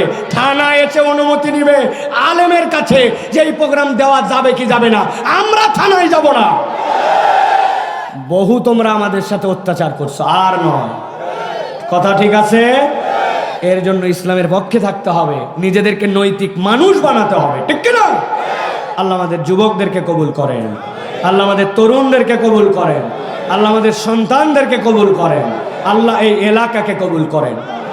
চলেন আর দেরি নয়, অনেক অনেক রাত হয়ে গেছে। আমরা নির্ধারিত একটা আয়াতে কারিমা থেকে সরাসরি এখন তাফসিরে প্রবেশ করব ইনশাআল্লাহ। নিয়ত করেন আল্লাহ আজকে আমরা যে কথা শুনবো এই কথা আমাদের জীবনে আমল করে যদি আমাদের বদভ্যাস থাকে ত্যাগ করব, কোনো সুঅভ্যাস লাগে আমাদের জীবনে যুক্ত করব। আল্লাহ যেন আমাদের আজকের আয়োজনটাকে কবুল করেন। একটা মুখ বন্ধ রাখবেন না, আসতেই বলেন আর জোরেই বলেন, বলেন আল্লাহুম্মা আমিন। মা বোনেরা বলেন আল্লাহুম্মা আমিন। আমরা সকলে একসাথে বলি আল্লাহুম্মা আমিন। বিতাড়িত শয়তান থেকে আশ্রয় প্রার্থনা করে সমস্বরে সকলে, কোনো অলসতা নাই, আপনি আসতেই পড়েন আর জোরেই পড়েন। আপনার জানা থাকলে সকলে একসাথে আমরা এখন তাউজ তাসমিয়া পড়ে আমরা কোরআনের মধ্যে ঢুকবো। সংক্ষিপ্ত কথা বলবো, তবে গুরুত্বপূর্ণ কথা, এই কথা শুনে যেতে হবে। সকলে আমার সাথে শুরু করেন আউযু বিল্লাহি মিনাশ শাইতানির রাজিম বিসমিল্লাহির রাহমানির রাহিম ওয়াতলু আলাইহিম নাবা'আল্লাযী আতাইনাহু আয়াতিনা ফানসালাখা মিনহা فأتبعه الشيطان فكان من الغاوين। আমার আল্লাহ রাব্বুল আলামিন বলছেন, ও আমার হাবিব, আপনাকে দায়িত্ব দেওয়া হলো। অনেক জায়গায় কোরআনে আপনাকে বলা হয়েছে কুল ইয়া আইয়ুহান নাবিয়্যু অথবা কুল অথবা ইয়া আইয়ুহাল্লাযীনা আমানু অথবা ইয়া আইয়ুহাল ইনসান, কিন্তু এই জায়গায় আপনাকে বলা হলো ওয়াতলু আলাইহিম নাবা'আল্লাযী আতাইনাহু আয়াতিনা। আপনি এমন একটা ঘটনা আপনার উম্মতের কাছে বলেন যেই ঘটনাটার মধ্যে মৌলিক বিষয় হচ্ছে আল্লাহ একদল লোককে সুস্পষ্ট আয়াত দিয়েছিলেন, আল্লাহর নিদর্শন দিয়েছিলেন, আল্লাহর পক্ষ থেকে তাদের প্রতি নিয়ামত এসেছিল। হযরত আব্দুল্লাহ ইবনে মাসউদ বলছেন, আল্লাহ রাব্বুল আমিন এই জায়গায় মূলত ফেরাউনের কওমের একজন লোকের কথা বলেছেন। লোকটার নাম ছিল বালাম ইবনে আবার। ওই লোকটার কোয়ালিটি ছিল একটা অনন্য। ও যদি আল্লাহর কাছে কোনো দোয়া করত, এক মুহূর্ত দেরি হতো না, তার দোয়া চাইতে দেরি, কবুল হতে দেরি হতো না। মুস্তাজাবুদ দাওয়া। ফেরাউনের লোকজন ওই লোকের কাছে গেল, যাওয়ার পরে বলতে শুরু করলো, ও বালাম, তোমার কাছে আজকে আমরা একটা ভিন্ন দাবি নিয়ে আসছি। কি দাবি? বলে তোমার কাছে আসছি আজকে আমরা, তুমি মেহেরবানি করে, এমন একটা লোক আসছে মুসা নামে, এই লোকটা একটু তেরা স্বভাবের, নাউজুবিল্লাহ, এই লোকটা দিনের কথা বলতেছে, এক ইলার দিকে ডাকতেছে আর ফেরাউনের সাথে গন্ডগোল বাধায় দিয়েছে। অতএব তোমার কাছে আমাদের আবেদন, তুমি ওই লোকের ধ্বংসের জন্য আল্লাহর কাছে দোয়া করো, আল্লাহ যেন এই আপদ এই ধ্বংস করে তাকে ধ্বংস করে দেন। বালাম বলল, ওই লোকটার যে ধরনের কথাবার্তা আমি শুনেছি তাতে তো বোঝা যায় যে সে আল্লাহর পয়গম্বর হলেও হতে পারে। কি কি শুনছো তুমি? বলে ছোট্টবেলায় যখন মুসার ফেরাউনের বাড়িতে লালন পালন হচ্ছিলেন, একদিন ফেরাউন কোলের মধ্যে নিছে। ফেরাউনের কোলে ওঠার পরে মুসা আলাইহিস সালাম ছোটোর থেকেই জালালি তবিয়ত আদর করে একটুখানি মুখের মধ্যে ফেরাউনের একটা থাপ্পড় দিয়েছে। অনেক সময় আমাদের বাচ্চা কাচ্চা আমাদের দাড়ি ধরে না, ফেরাউনের দাড়িটা এরকম করে ধরছে। যেই না থাপ্পড়টা খাইছে ফেরাউনের মাথা পর্যন্ত চক্কর দিয়ে ঘুরে উঠছে। সাথে সাথে ডাক দিয়ে বলছে, এটা স্বাভাবিক শিশু না, ওই আমাকে যে থাপ্পড় দিছে আমার ব্রেন পর্যন্ত ঘুরে গেছে। লোকজন বলছে কথা বাহিরে বলেন না, ইজ্জত থাকবে না, কোলের শিশু আপনাকে মারছে আর ব্রেন ঘুরে গেছে। বলছে আলগা বলো না, মার খাইছে আমি, ঘোরানিটা আমি জানি। এখন তো তারে বাঁচানো লাগবে কেমনে? আল্লাহ বললেন কৌশল হচ্ছে, বলো সে একটা শিশু, স্বাভাবিকই, তোমার উল্টা পাল্টা চেতনা। প্রমাণ কি? ওই যে পানি আর ওই যে আগুন, কোইটা ধরে দেখো। যদি আগুন ধরে তাইলে ঠিক আছে, আর যদি পানি ধরে তাহলে বোঝা যাবে বুদ্ধি করে পানি ধরছে। আল্লাহ বললেন মুসা এখন আপনি ওইটা ধরেন, আগুন যদিও দেখতেছেন কিন্তু এটা আপনার কোনো ক্ষতি করবে না। কিন্তু মুসা আলাইহিস সালাম আল্লাহ ওইটা ধরায়া ওই পরিবেশটাই তখন আল্লাহ হেফাজত করছেন। মুসা আলাইহিস সালাম মায়ের পেটের থেকে জালালি তবিয়ত নিয়ে দুনিয়ায় আসছেন। মুফাসসিররা ব্যাখ্যা করছেন এর কারণ কি? মুসা আলাইহিস সালামের নাম ছিল কালিমুল্লাহ। সকল পয়গম্বর আল্লাহর সাথে কথা বলার জন্য ভায়া মাধ্যম লাগতো।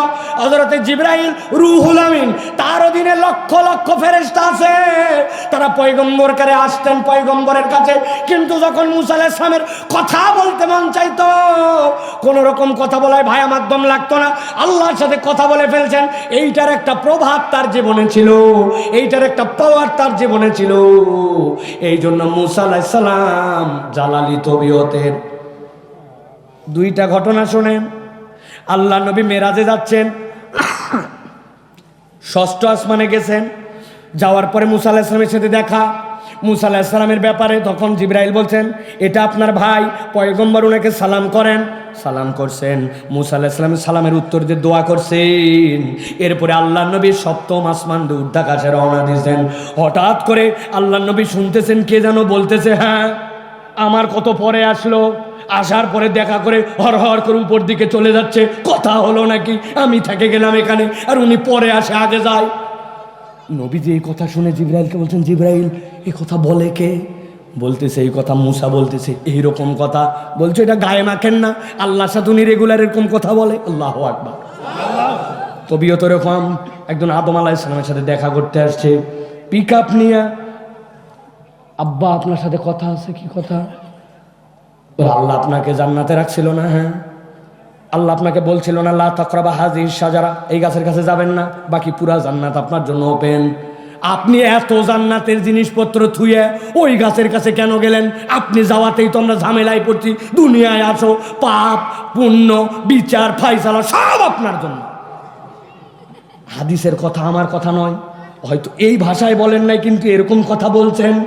আদম আলাইহিস সালাম বলছেন, আব্বা থামো, কথা শেষ। হ্যাঁ আমার কথা এবার শোনো, তুমি তো পয়গম্বর। হ্যাঁ পয়গম্বর, আপনিও পয়গম্বর, আপনার সন্তান আমি। বলো তো দুনিয়াতে মানুষ প্রেরণের কত হাজার বছর আগে তার তকদির লেখা হয়েছে? বলে 50,000 বছর আগে আল্লাহ কলম সৃষ্টি করে তকদির লিখছেন। বলে আব্বারে 50,000 বছর আগে যেই তকদির লেখা হয়ে গেছে, আল্লাহ ওই তকদিরের ফায়সালায় কোন গাছের কাছে যাবে, তারপরে আদম দুনিয়ায় কিভাবে যাবে আল্লাহ লিখে রাখছিলেন। তো আমার দোষ কোথায়? ঠিক আছে আব্বা চলে গেছে। ওই মুসা আলাইহিস সালামের বিপক্ষে বালাম ইবনে আবারকে বলছে দোয়া করো। বলছে আমি করব না। শেষে বলছে শোনো, তোমার স্বার্থে আসছি আমরা। মুসা যদি পয়গম্বর হয়ে প্রতিষ্ঠিত হয়ে যায়, তোমার কাছে আর কেউ আসবে না। অতএব তোমার ইজ্জত, তোমার খানকা, তোমার এলাকা, তোমার সম্মান বাঁচাতে হলে তোমার জন্যই বলতেছি বদদোয়া করো। বালাম ইবনে আবার হাত তুলেছে, আল্লাহ মুসাকে শেষ করে দাও। আল্লাহর সাথে সাথে ইলহাম করে তাকে জানাই দিয়েছেন, যতদিন দুনিয়াতে বেঁচে আসো আর কোনোদিন তোমার কোনো দোয়া কবুল করা হবে না। আল্লাহ বলতেছেন পয়গম্বর আপনি জানান, ওয়াতলু আলাইহিম নাবা আল্লাযী আতাইনাহু আয়াতিনা, আমি আমার কতকগুলা বান্দাকে আমার পক্ষ থেকে স্পষ্ট আয়াত দিয়েছিলাম, কিন্তু তারা এমন মুনাফিক, এমন দুর্মুখ যে তারা জেনে বুঝে আল্লাহর আয়াত থেকে মুখ ফিরাইছে। বুঝে থাকলে বলেন তো আমাদের সমাজে এরকম চরিত্রের মানুষ আছে কিনা? না বুঝে বলছেন আছে, একটু বুঝাই দে। আপনি ঈদের সময় ঢাকার থেকে রওনা দিচ্ছেন গাইবান্ধা আসার জন্য, সব বাস ফুল, একটা বাসে কোনো রকম চান্স পেয়ে ভিতরে উঠছেন, ওঠার পরে রড ধরে ঝুলে ঝুলে আসতেছেন, জায়গা নাই, ডানে নাই বামে নাই, পা ফেলার মতো ধাপ নাই। হঠাৎ করে আসরের আজান শুনছেন, হাইয়া আলাস সালাহ। আজান শোনার পরে মনে হয়েছে এখন তো নামাজ পড়া লাগবে, কিন্তু বাস তো দাঁড়ায় না। অজু করা লাগবে, পরিবেশ নাই, দাঁড়ায় যে নামাজ পড়বো অজু নাই, ডানে বামে নড়াচড়া করা যায় না। এরকম করতে করতে আসরের ওয়াক্তটা চলে গেছে।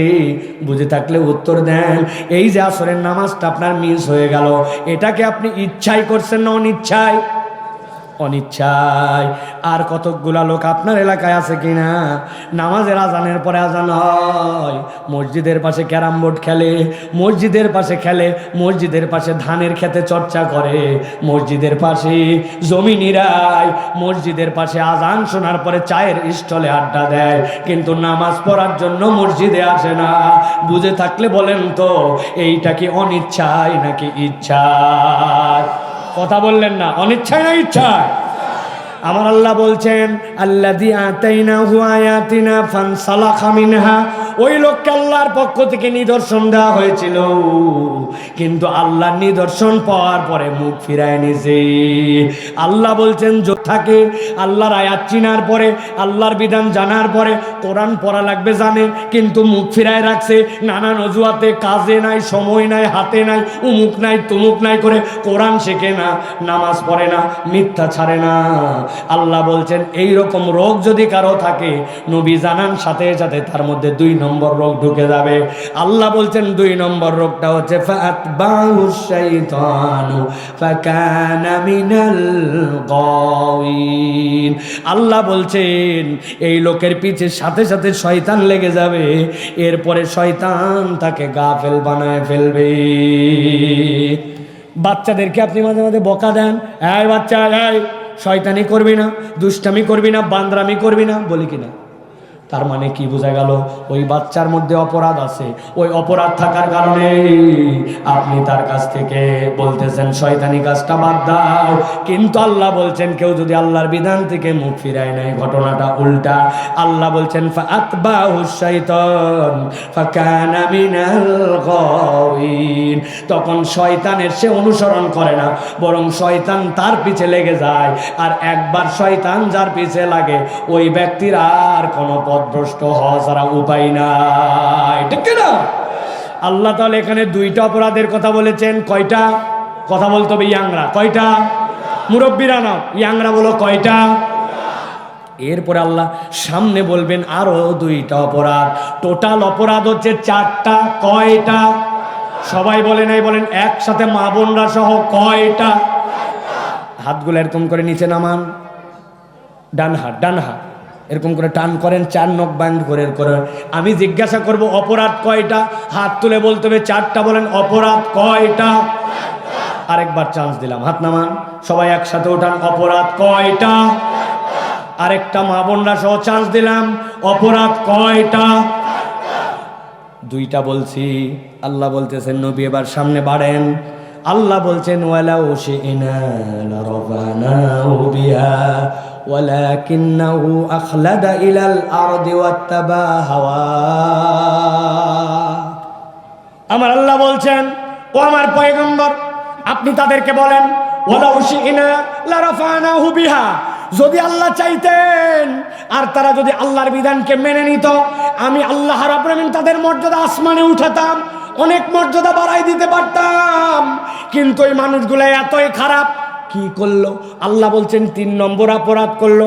কি অপরাধ? ওয়ালাকিন্নাহু আখলাদা ইলাল আরদ, ওরা নিরেট দুনিয়াদার হয়ে গেল, তাদের মুখগুলাকে দুনিয়ামুখী করে ফেললো। আল্লাহু আকবার। কেন আল্লাহ কথা বললেন বলেন তো? 4 পাওয়া এরকম 2-3টা জন্তুর নাম, যারা যেই হালতেই থাকুক মুখ সবসময় নিজ দিকে থাকে। বলেন তো 4 পাওয়া একটা প্রাণীর নাম বলেন। আরেকটা বলেন। ছাগল, গরু। কিন্তু অনেক ছাগল আছে 2 পা উঁচু করে অনেক সময় সিমের পাতা খায়। আপনি নতুন গাছ লাগাইছেন ওইটা খায়, আছে কি না? কিন্তু আপনি যদিও ছাগল ওরকম উঁচু করে খায়, কিন্তু এটা তার স্থায়ী রূপ নয়। সে তুলে আবার 1 মিনিটের মধ্যে তার পা নামায় ফেলতে হয়। আল্লাহ বলছেন এই দুনিয়াতে সৃষ্টি 3 ধরনের। কয় ধরন? কয় ধরন? একটা হচ্ছে মুগিব্বান আলাওয়াজি, যারা সরীসৃপ, মাটির সাথে সবসময় বুক লাগায় লাগায় সিজদার হালতে আছে।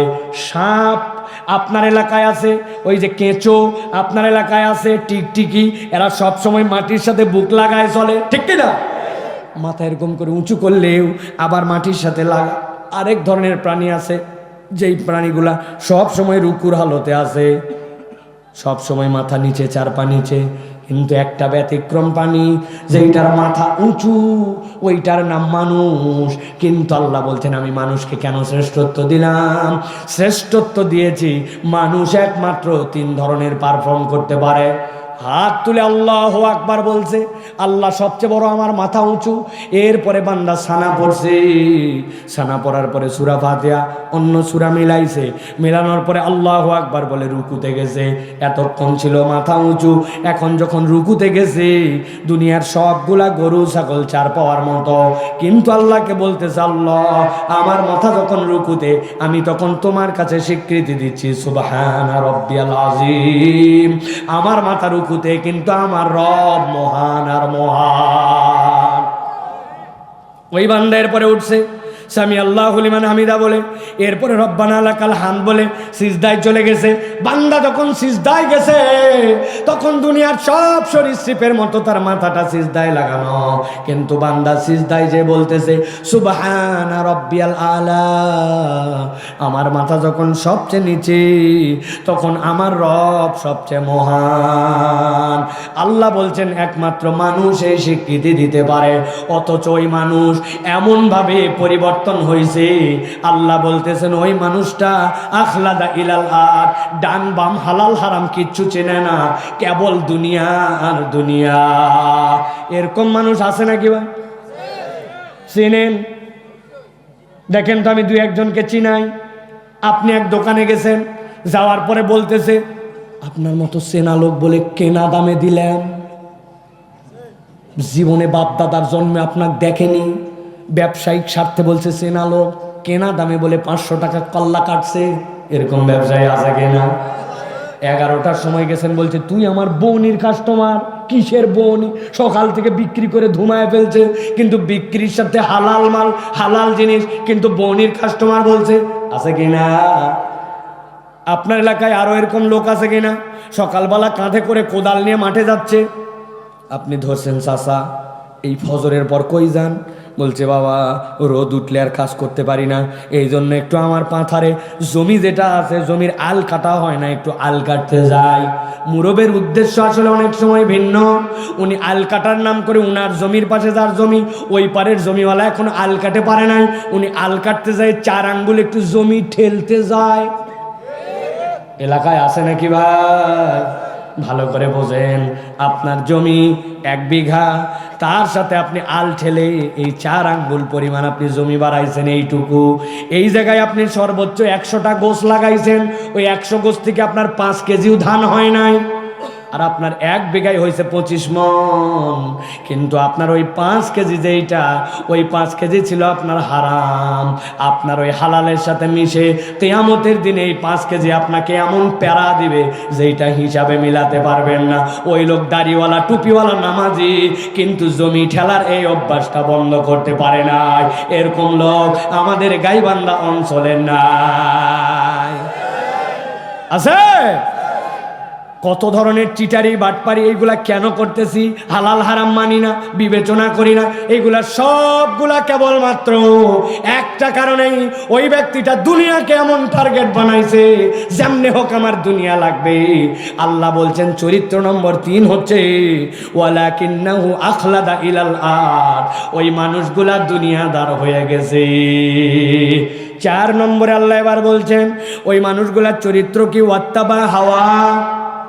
আল্লাহ বলছেন এদের 4 নম্বর ক্যারেক্টার হচ্ছে মন যা চায় ওইটাই তার ইলা বানাইছে। আল্লাহর কথাও শোনে, কিন্তু যত দূর ভাল লাগে বাকিটা ওনার মন যত দূর চায় তত দূর মানে। এই যুবকাই দাড়ি রাখনি কেন? বলছে হুজুর আনস্মার্ট লাগে। আছে কি না? ঈদের সময় বলছে তুই দেখলাম দাড়ি রেখে দিলি, বলছেন ওটা দাড়ি রাখিনি স্টাইল, এদিক দিয়ে টান দে ফাঁকা, এদিক দিয়ে টান দেওয়ার আনছি, চুল করছে 3 তালা। কথা বলেন কিন্তু। কতকগুলা কাটছে শিয়াল কাট, কতকগুলা কাটছে ঝাঙ্গর কাট, কতকগুলা কাটছে আমি একটা নাম দিয়েছি কুত্তার। অনেক সময় পাতলা পায়খানা হয় দেখছেন, ওই সময় খোকসার পাতা খায়, আর কি জানেন আপনি? কিছুই জানেন না, গাছের পাতা খায় ওই সময় কুত্তা। ওই পাতলা পায়খানা হওয়ার কারণে ওর লেজের মধ্যে গু লেগে গেছে। এখন ওই পাতলা পায়খানা ভালো হওয়ার পর ওই তো আমাদের মতো পানি খরচ করতে জানে না, ওইগুলা রোদে শুকায় গেছে, শুকানোর পরে লেজ পিছন থেকে বেঁকা, কিন্তু চুলগুলা গুয়ের কারণে টানা টানা। 200 টাকাতে দোকানে যাই মধ্যে দেখাটি এদিক দিয়ে স্পাইক মারি আসছি, ওর ওইটা দেখলে আমার কুত্তার ওই লেজের কথা মনে হয়। আছে কিনা এরকম? উল্টা পাল্টা চুলের ছাঁট, এদিকে টান ওদিকে টান, কাজা করে চলে আসছে এক জায়গা সমান এক জায়গার বেকা। কেন এরকম করলে? নবী রাসূল যে পছন্দ করে না। কিসের নবী রাসূল? সমাজ চলতেছে এখন, ট্রেন্ড চলতেছে এখন, অমুক নায়ক কাটছে এরকম। তার মানে ওয়াত্তাবা হাওয়া, আপনি আল্লাহকেও মানছেন, আবার সমাজ আর আধুনিক ট্রেন্ডকেও আপনি ইলা বানাইছেন, ঠিক না? রাগ করলেন আপনি। ঢাকা বিশ্ববিদ্যালয়ের এক স্যার নাকি এক ছাত্রকে দাড়ি এরকম লম্বা একটু ছুকু দাড়ি, বলছে তোর দাড়ি দেখতে তো ছাগল ছাগল লাগে। কি বলছে? নাউজুবিল্লাহ বললেন না? কিন্তু ওই ছেলে নাউজুবিল্লাহ বলেনি, ওই বলছি you are absolutely right sir, আপনি যা বলছেন একদম ঠিক। স্যার তো ঘাবড়ায় গেছে, আমি টিটকারি করে বললাম দেখতে ছাগল ছাগল লাগে, ওই বলে ঠিকই বলছেন। খানিকক্ষণ পরে বলছে স্যার এবার আমি একটা কথা আপনাকে বলতে চাই, বলেন। বলে আমার দাড়ি এরকম দেখতে ছাগল ছাগল, ওই জন্যই তো আপনি বলছেন ছাগল দাড়ি, আপনাকে দেখতে আমার কুত্তা কুত্তা লাগে। কিরকম লাগে? কুত্তার মুখে দাঁড়িয়ে আছে তো ভুল কি বলছি? আপনি আমাকে ছাগল বলছেন, আমার কুত্তার মতো লাগে। সমস্যা কোথায়? আরো নিচে নামবো নামবো তো দাঁড়িয়ে রাখেন না কেন আপনি? কি সমস্যা আপনার? ওয়াত্তাবা হাওয়া, আল্লাহর নির্দেশও মানে, আবার নিজের ইলাও নিজের মধ্যে জাগ্রত রাখছে।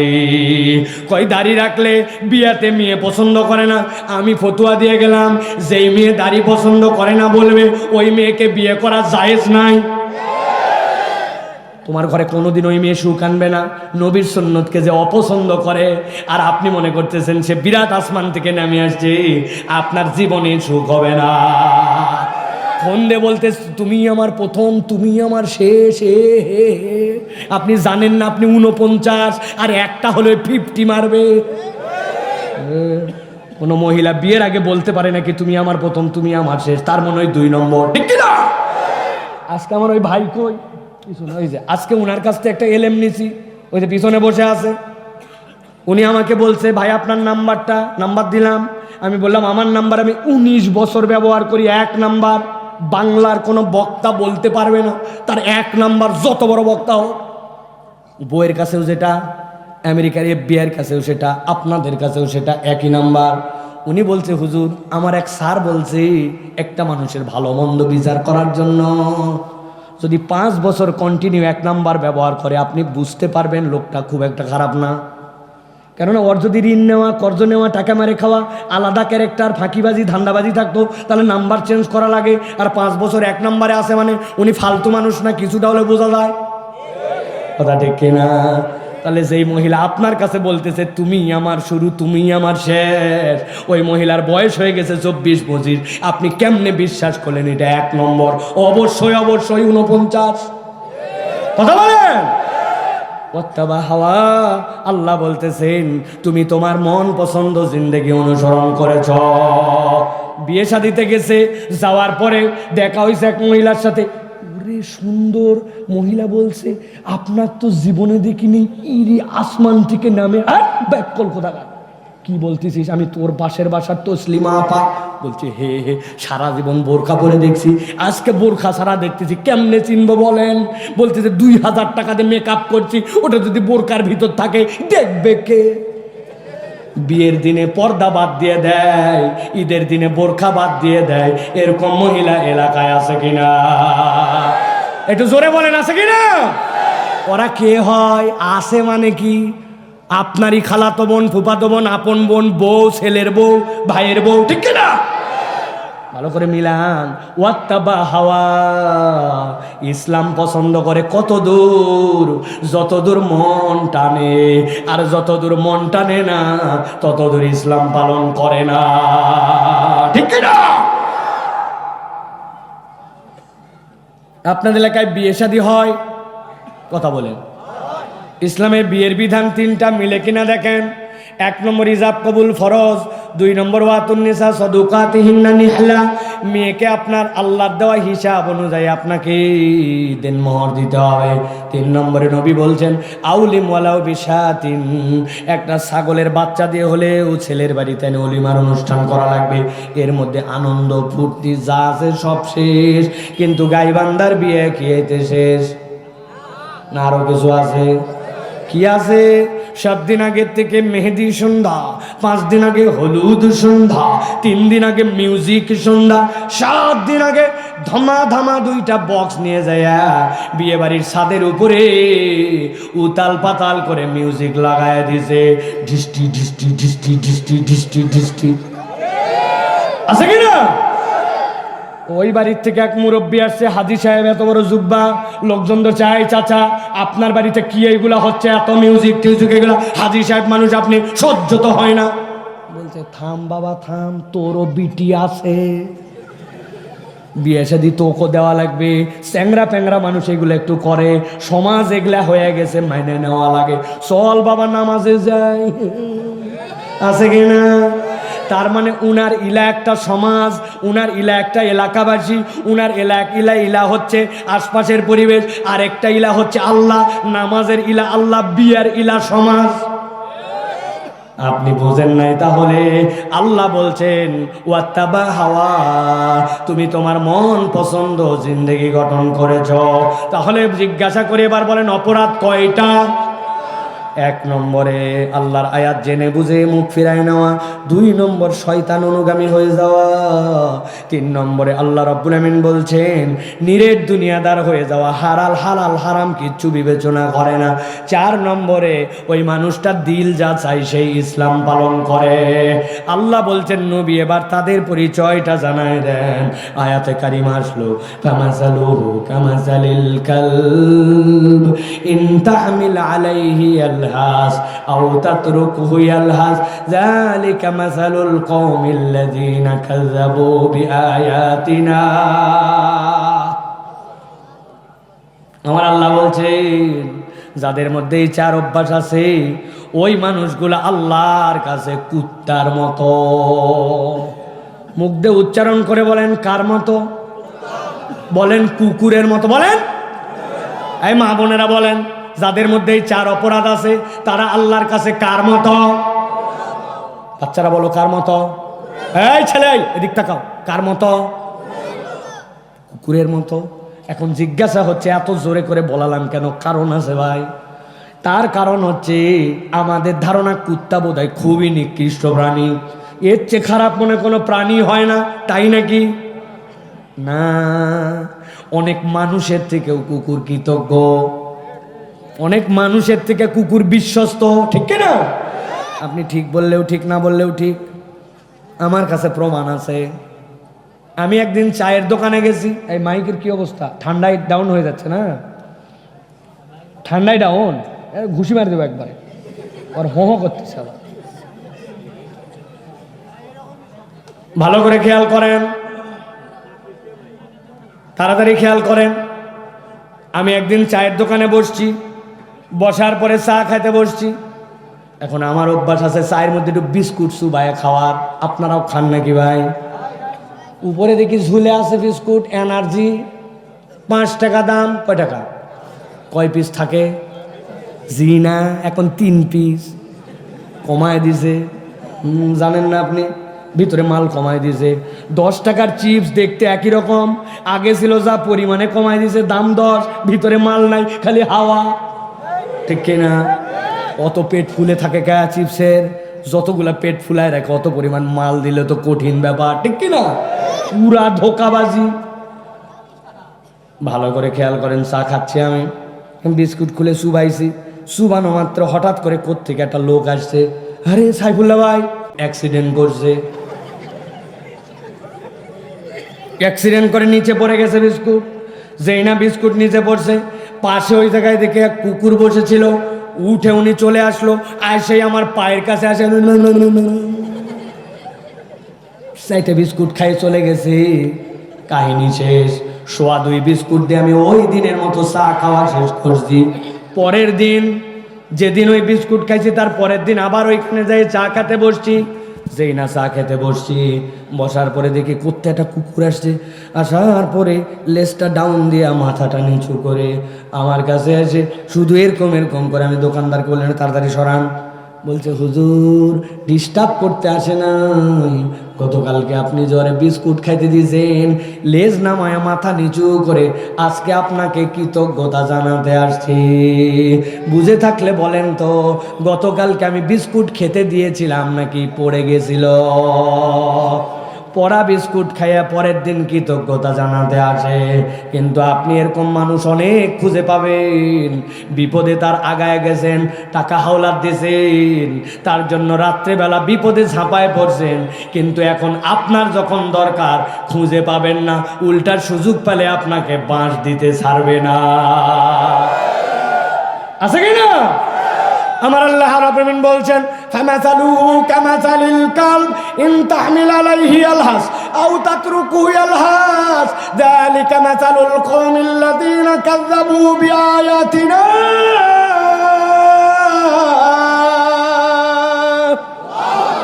আমার আল্লাহ বলছেন, আমি কুত্তার উদাহরণ অন্য কারণে দেই নাই। কুকুরের স্বভাব হচ্ছে লাহাস, জিহ্বা বের করে রাখবি। ওই যে পিপাসার্থ হলেও জিহ্বা বের হয়ে থাকে, মুখ দিয়ে লাল পরে, পিপাসার্থ না হলেও জিহ্বা বের করে থাকে। কুকুরের পিঠে কেউ তোমরা বোঝা চাপাও না, ইন তাহমিল আলাইহি আলহাস, তারপরেও হাঁপাবে। আর যদি তাকে এমনিও ছেড়ে দাও, কুকুরের চরিত্রটাই হচ্ছে অস্থির। আল্লাহ বলছেন, কেউ যদি জেনে বুঝে আল্লাহর বিধান থেকে মুখ ফিরায়, শয়তান যদি অনুগামী হয়ে যায়, নিরেট দুনিয়াদার হয়ে যায়, আর যদি ওই ব্যক্তি মন পছন্দ জিন্দেগি আল্লাহর হুকুমের বাহিরে চলায়, আল্লাহ বলছেন দুনিয়া আখেরাতে সে কখনো স্থির হতে পারবে না, তার লোভ আর পিপাসা কখনো নিভবে না। ওই লোকটা কুত্তার মতো জিন্দেগি যাপন করবে। হিসাব মিলান, ঠিক খালি জোরে বলেন না। আমাদের প্রত্যেকের জীবনের কোনো সুস্থিরতা আর নাই, সবার অস্থিরতা। পাইছি আরো চাই, চাওয়ার পরে আরো চাই, আমাদের লোভ লালসার কোনো শেষ নাই। বলে এত পাওয়ার পরে কেন যে ভাল লাগতেছে না তাও জানি না, ঠিক কিনা? যদি এরকম হয়, এই চারটা বিষয় মিলাই নেবেন।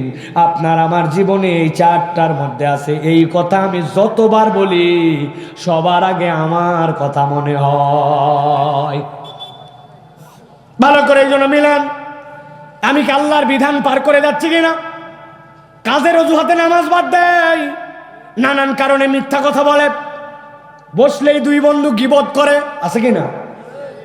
কি করতেছি আমরা একটু তাকায় দেখেন, আমাদের লাইফ স্টাইল কিরকম। তরুণ যুবক, একটু বুট পরছো, একটু নতুন হাতের মধ্যে মোবাইল উঠছে, তুমি মনে করছো দুনিয়া আখিরাত জয় করে ফেলছো, কিছুই করো না এখনো।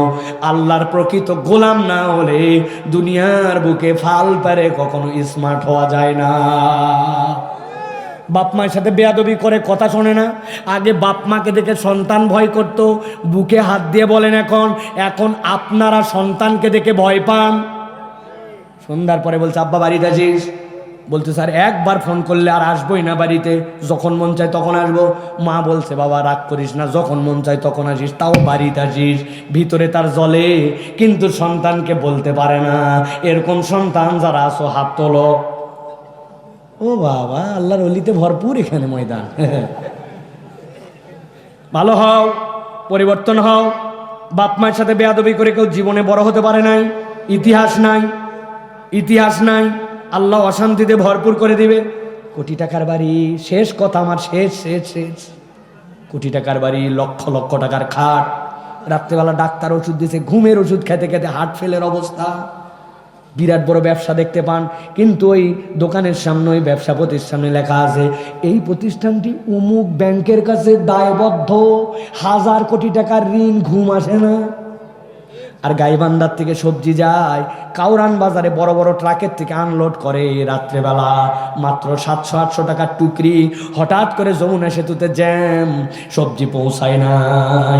ওই লোক চিন্তা করছে সারা রাত জায়গায় কি লাভ, মাথার টুকরি আইল্যান্ডের মধ্যে ফেলছে, কোমরের গামছা খুলে ওর কোনার মধ্যে দিছে ঘুম, নাক ডাকে। এদিক দিয়ে 30 টনের ট্রাক পার হয়, ঘুম ভাঙ্গে না। টাকা পয়সা সুখ দেয় না, সুখ দেয় আল্লাহর দয়া আর রহমত, ঠিক না? আমার শেষ কথা, আল্লাহ শেষ কথা নবীকে বলতে বলছেন, ফাকসুসিল কসাসা লাআল্লাহুম ইয়াতাফাক্কারুন। ও আমার পয়গম্বর, আপনার উম্মতকে বলেন, আমি আমার নবীর প্রতিনিধি হিসেবে গাইবান্দার মানুষকে বলে গেলাম। আল্লাহ বলছেন ফাকসুসিল কসাসা, আপনি আল্লাহর পক্ষ থেকে এই কিস্সাটা বলে দেন, এই ঘটনাটা বলে দেন, লাআল্লাহুম ইয়াতাফাক্কারুন, আশা করা যায় ওই মানুষগুলা একটু চিন্তা করবে। তাহলে আমরা যদি চিন্তা করি, আমরা মানুষের কাতারে থাকব। আর এই কথা শোনার পরেও যদি চিন্তা না করি, আপনার আর আমার কুকুরের মাঝে কোনো পার্থক্য থাকবে না, ঠিক না? তাহলে আমরা আজকের থেকে সিদ্ধান্ত নিয়ে আমরা কি চিন্তা করে নিজেদের জীবন চালাবো ভাই? চালাবো ভাই? এই যে চালাবো ইনশাল্লাহ বললাম, এটা কি নামাজ বাদ দিয়ে না নামাজ পড়ে? বুঝে বুঝে বুঝে নামাজ বাদ দিয়ে না পড়ে, মুখের গালি রেখে না বাদ দিয়া, মিথ্যা কথা ধরে না বাদ দিয়া। মিথ্যা ছাড়া আবার সমাজ চলে। আরে মিথ্যুক জাতিতে রূপান্তর হয়েছে আমরা। একটা বড় মিথ্যুক দেশ ছেড়ে পালাইছে।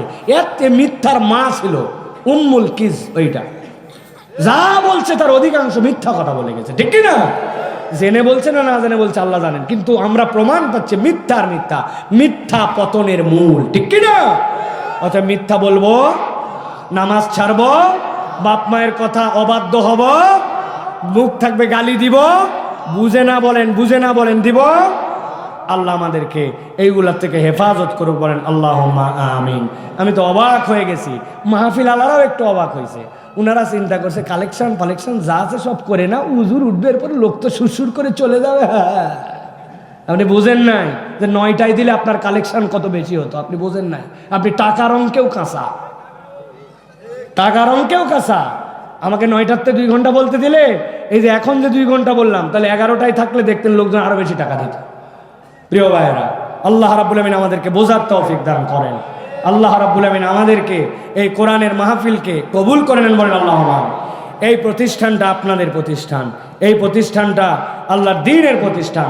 আপনারা সহযোগিতা করেছেন, এই জন্য আপনাদের প্রতি কৃতজ্ঞতা। 1 মিনিট সূরা ফাতিহা পড়েন একবার, সূরা ইখলাস পড়েন 3 বার। যে যেভাবে বসে আছেন একটু স্বাভাবিক সুন্দর করে বসেন। দোয়ার হালতে যাব আমরা, একটু ভদ্র করে বসেন। হেলান দিলে হেলান থেকে ওঠেন, পাটা সুন্দর করে বসেন। একবার সূরা ফাতিহা পড়েন, 3 বার সূরা ইখলাস। দাঁড়ায় আছেন, পায়ের ভরে বসে পড়েন, বসে পড়েন, একটু বসেন। আল্লাহর রাস্তা ওখানে বসেন, পায়ের ভরে বসেন। দোয়ার আদব আছে একটা, ঠিকঠাক হন, একটু নড়ে চড়ে সুন্দর করে বসেন। একটু 3 বার সূরা ইখলাস পড়েন, একবার সূরা ফাতিহা, আর কয়েক মর্তবা দরুদ শরীফ পড়েন আমরা। আর এই প্রতিষ্ঠানটা আল্লাহ যেন কবুল করে, বলেন আল্লাহুম্মা আমিন। আপনারা সহযোগিতা করেছেন আমি দেখেছি, তারা তারপরে ডিমান্ড করে। এগুলো প্রতিষ্ঠানে লাখ লাখ টাকা সরকার থেকে আসে না, আপনার আমার টাকা, এইগুলা দিয়েই প্রতিষ্ঠানগুলো চলে। আপনারা অনেক সহযোগিতা করেছেন। আর একটা বার